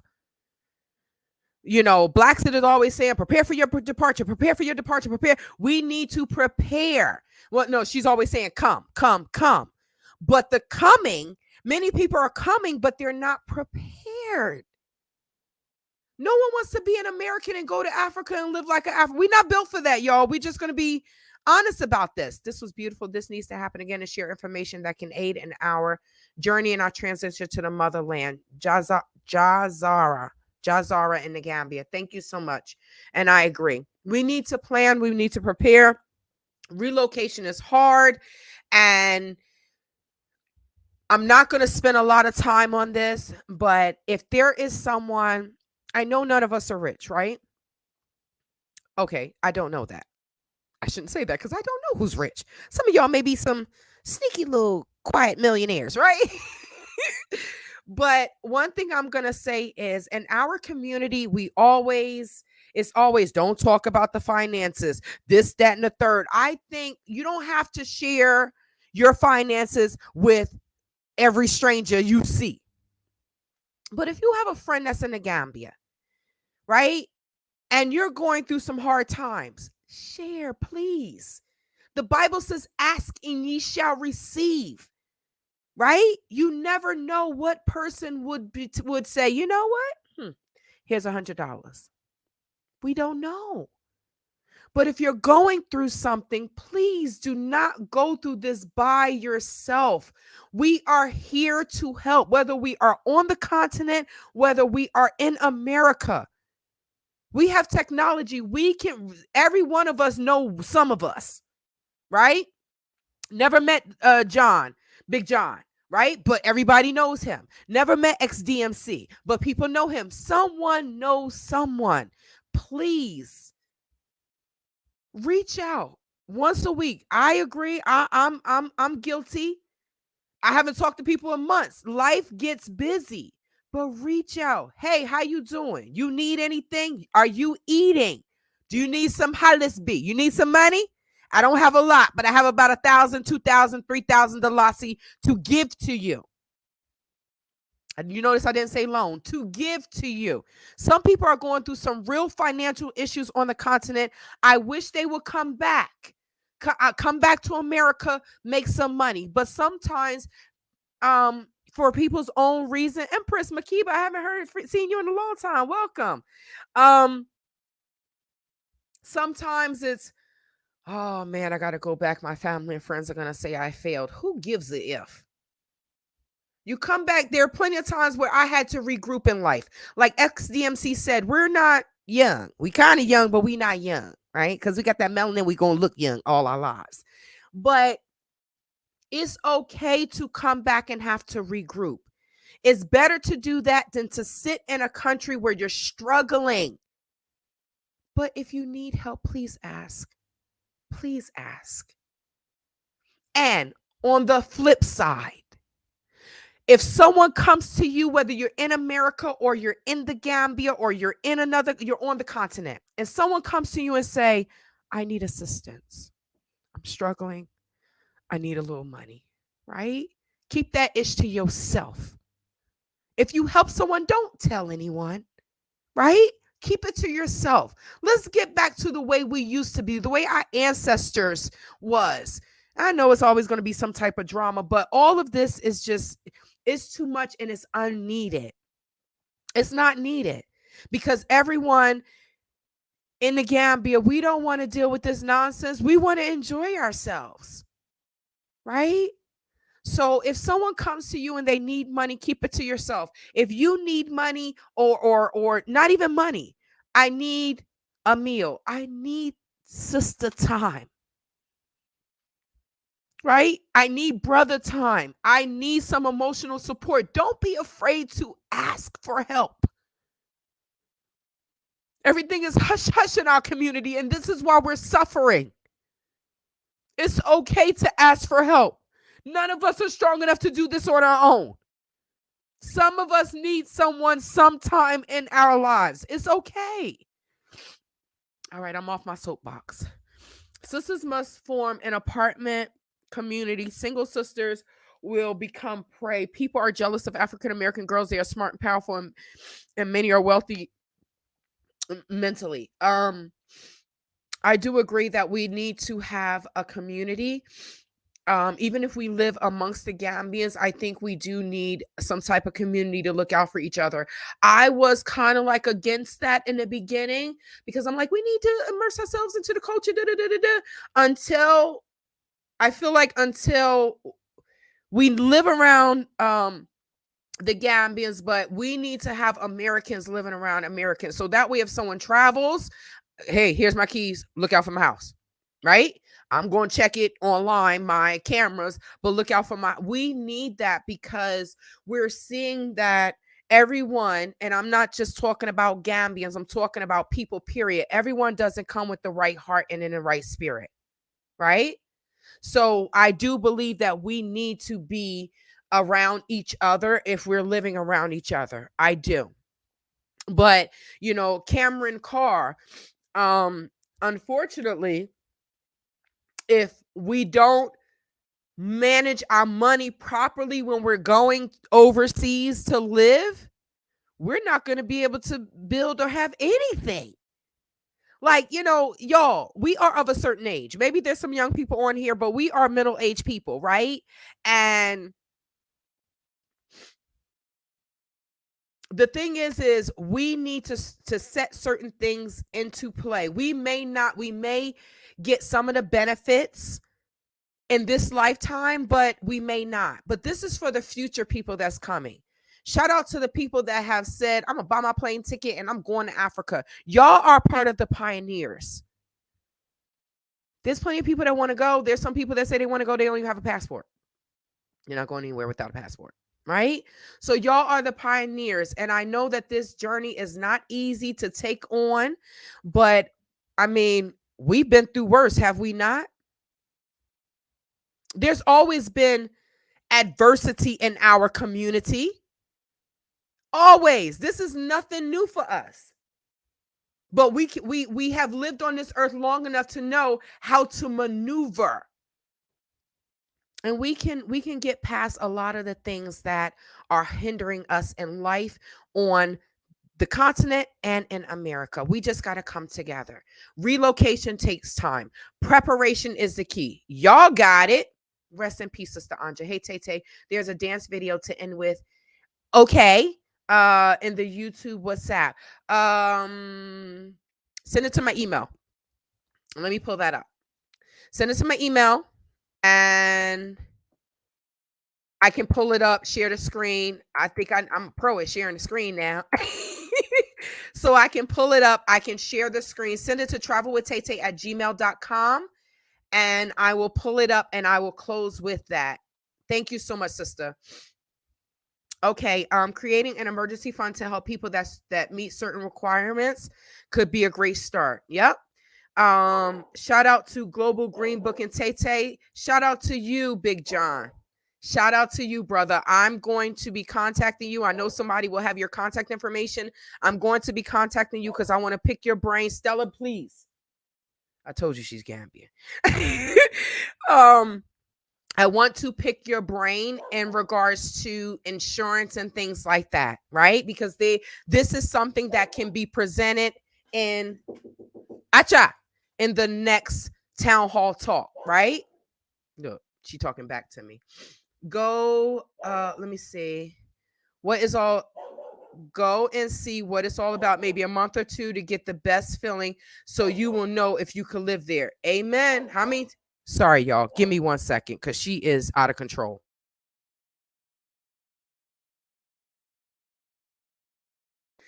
So I just yelled her name, right? This was her response.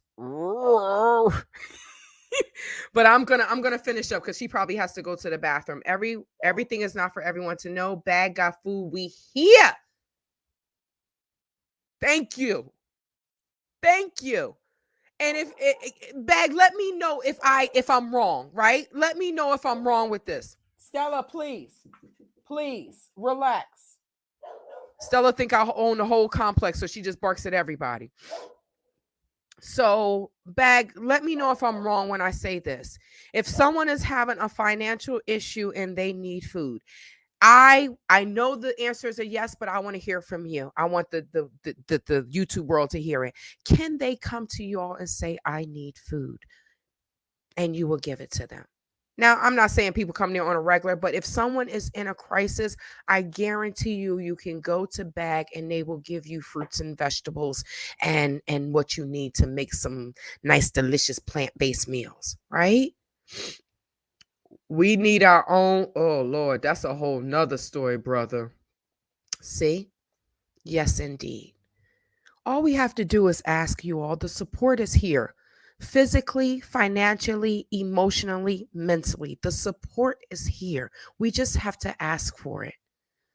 We just have to look. Bag said they will even take it to you, right?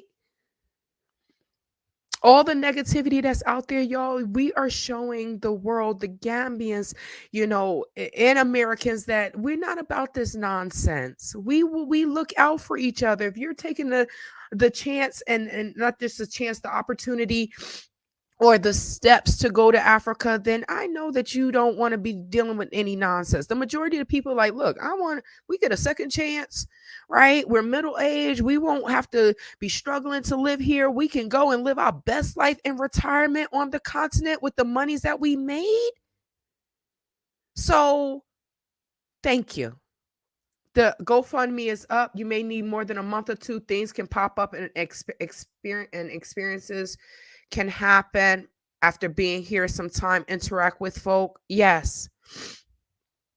We can make contributions to Bag so that when someone is in need, there's a budget there already to support with Bag, the seeds, right? The seeds. If you're coming to the Gambia, I'm going to the Gambia, I'm leaving in less than, Jesus Christ, a week. Oh God, it's a week exactly. If you want to donate some seeds to Bag, I will post my P.O. box. Send them some seeds.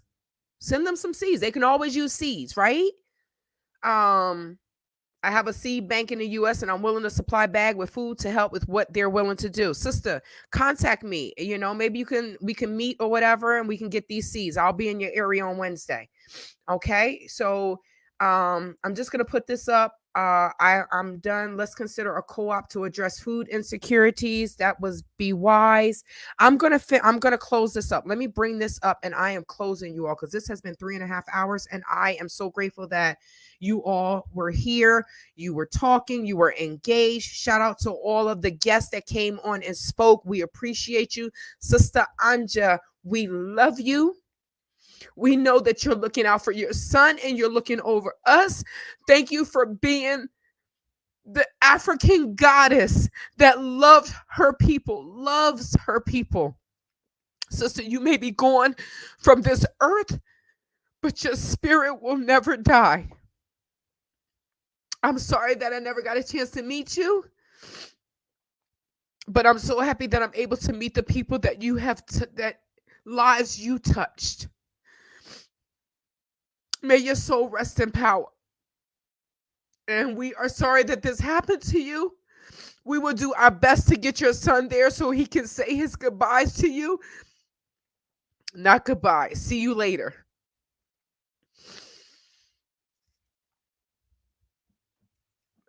May you rest in power, sister. And I wish they did have a crematorium there because I want to be cremated, right? I want to be cremated. Spread my ashes. When the sister was saying that, I'm like, yeah, ma, go on your best vacation. Take the life insurance. Go on a vacation that you always dreamed about. Just take a little bit of me with you and sprinkle my ashes in the water. I'm a water sign. Sprinkle my ashes. Let me be able to spread all over this world because the ocean goes everywhere, right? Okay. All right. So you're here. Let me let you close out. Thank you, Shishi. Let me let you close out. Do you want me to keep this picture up? Okay, that's you. You got to unmute your mic. You want me to keep this picture up or you want me to put the other one up for you to close out? That's fine.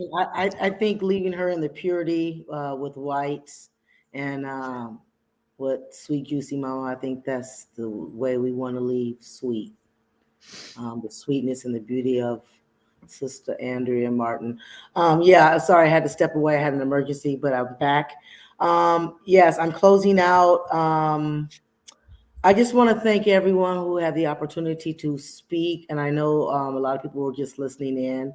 For our next town hall, we want your words, but we want your experience, your talent, and your time. And a diamond bound and Delassie too, but not for the town talk.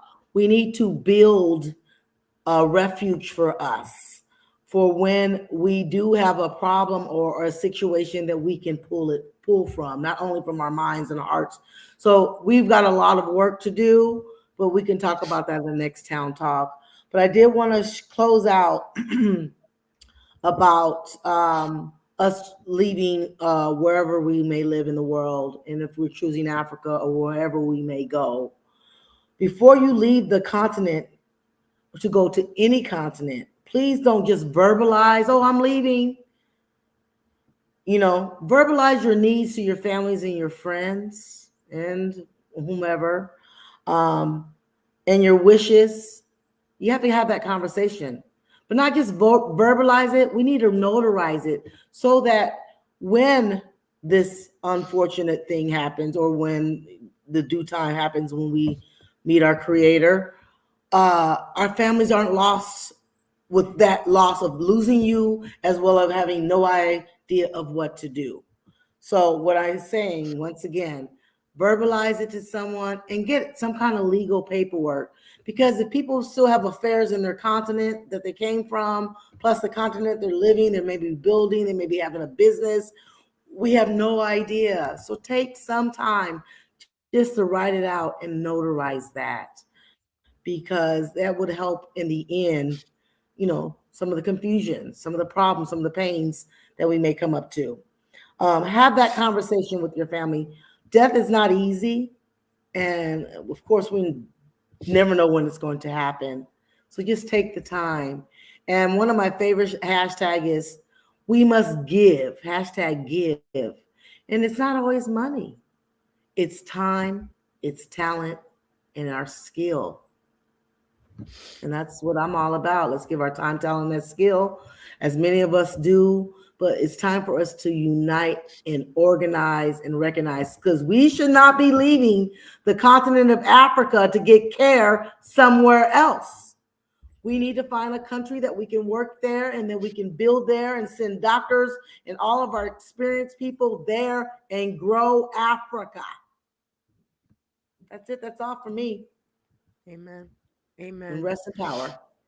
Rest in power, sister. The journey continues. The projects continue. It all continues in Sister Anja's name, and in representation for every last woman, man that has passed away on the continent, not just in the Gambia, abroad, period. Right? This continues for you all. I'm going to play this video, and Shishi, what you said is so imperative, right? So many people want to run away from John said, Big John says something about life insurance, right? An insurance company. So many times in America, we run away from life insurance. I don't want to deal with that. Oh, I don't want to plan for my death. You're not planning for your death. This is financial planning. If someone depends on your income while you are alive, you need to have something in place. So when you pass away, you're not leaving this person in dire needs or in a horrible position where they cannot bury you. They can't move on. They can't pay their bills. These are conversations, financial planning, financial literacy. These are conversations that need to be had in our community. And with that being said, I'm done off my soapbox with that, but write it down. Like she said, don't just verbalize your thoughts and your needs, your wishes, notarize it. Put that ish in writing so someone will know what, in case of, this is what you do. Now you may have to maneuver. The sister wanted to be cremated. There's no cremation in the Gambia, so we have to change, right? But put it down. Andrea has brought a powerhouse of people together. The future will be great. Amen. Okay, so let me take this off, and I am going to share my screen so that, where is this? Okay, before I share my screen, let me just pull this video up. Is this it? I think it's 18 seconds. Yeah, so let's play this. Let's play this. Let me just pull it up so it'll already be up. Give me 1 second, guys. Okay. And I'm just going to fill in the space. Everyone, Tay has done a great job. Thank you, Tay, for what you've done today. I know that you're traveling back to the Gambia. I'm wishing you well wishes. And also, everybody, we need to rally for our sister. Our sister is out there doing some great things within the Gambia, for the Gambia. And also, you know, she's having some issues there in the Gambia. And we can't do these things all alone. Sometimes you just need another teammate. So somebody support this sister as well and her efforts and what she's doing. So thank you for what you do for Gambia. Thank you. I need prayers, y'all. I need prayers. I'm happy that I'm going back. I'm with all of this within the past couple of days. I'm getting joy because I see that we are there looking out for each other. Am I uneasy? I'm not going to lie. Yes. So please send prayers that I will be protected and I will be moving around like a little criminal. I'm not a criminal, but excuse me, I will be moving around incognito because I need to be safe. But sorry, peace and blessings for the unity. Let me share this screen and we're going to close with this. Thank you so much, you all. Thank you, Shishi. You thank me, but thank you. I know that the enemy was working and technology wasn't working, but just like you said, you all, this is not the arena for this, but Shishi is going through some things you all may have not known, but her son was missing, you know, and being held by the police, right? But I'm going to give my platform, give her a space to come share her story and see how we can assist her. Because I mean, there's so many wars that we have to fight, but certain things need to be in the forefront, right? This sister has moved from one state to the next because she's not safe in America, right? So just like you said, I appreciate people supporting me. We cannot do this alone. When someone has wronged us, we cannot fight alone. There is power in numbers. We need to unite and fight negativity together. All right. Thank you so much, Shishi. I appreciate you. Let me get rid of this and you're welcome, guys. Thank you for joining us. I was nervous, but I prayed before this and I'm grateful because the way things were going, I'm like, oh God. But the ancestors got us. Thank you, Sister Anja. All right, so let's present this. And then let me remove this and I'm going to present this last video. Oh, wait, no. Oh, I did download it so I could present it like this. Hold on. I'm just jealous that I never got a chance to dance with the sister. Okay, so I'm just going to make this a full screen, okay? Get down. Yes. I'm going to still let that play in the background. I'm still going to let that play in the background and just say, you know, rest in power, sister. Thank you, Kelly. Thank you, Empress. Thank Nima, all the YouTubers that were in this. You know, thank Cynthia, you, Rahima, Leslie, the people that spoke, Kelly, Loretta. Okay. We're grateful to you all.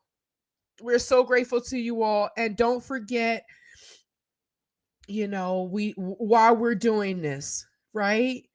Don't forget why we're doing this. And this is the final is for the GoFundMe to make sure that this sister gets the proper burial. And also her son gets to say his goodbyes to her, right?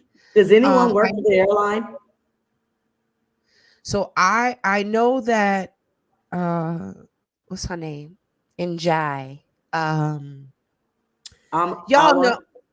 No. She's an American. What's her name? Eden Njai, aka formerly known as Tracy. She does work for the airline. If someone wants to reach out to her, that's fine. I know Afia did say if anyone has any, I think it was Afia, if anyone has any travel reward points or whatever, I do. And honestly, I don't mind putting it towards it.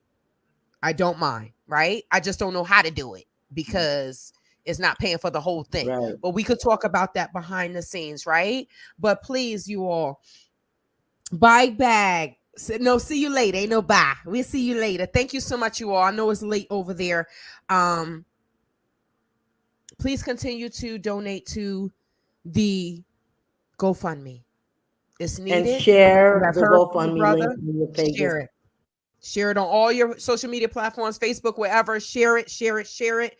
So all your platforms, Instagram, whatever platform you have, share it, right? In your story or your page. You can make it temporary, but share it, right? And for anyone who is needing to know a point of contact, would that be Kelly? Kelly is a point of contact. Yes, Kelly is a point of contact. Empress is a point of contact.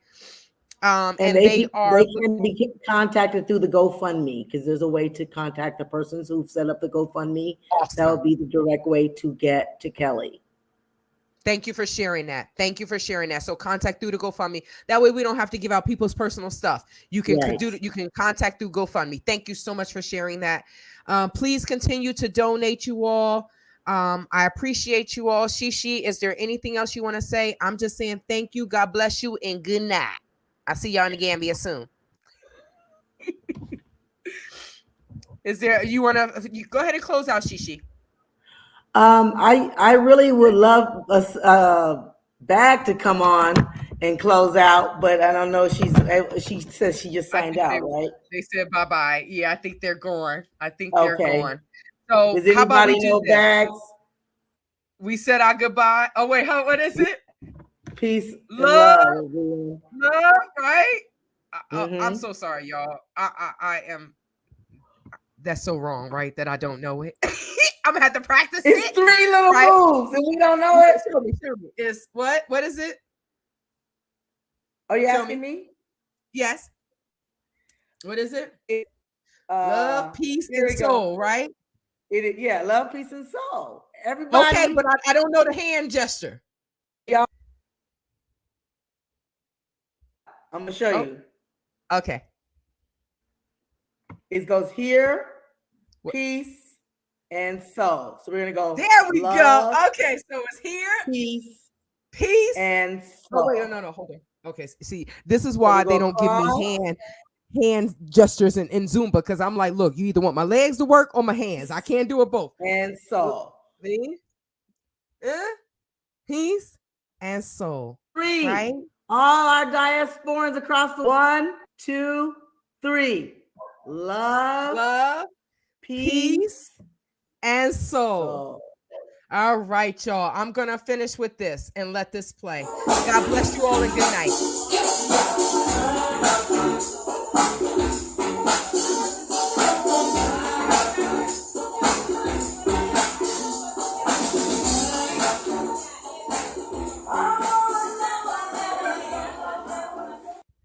Rest in power, Queen. God bless y'all. Good night.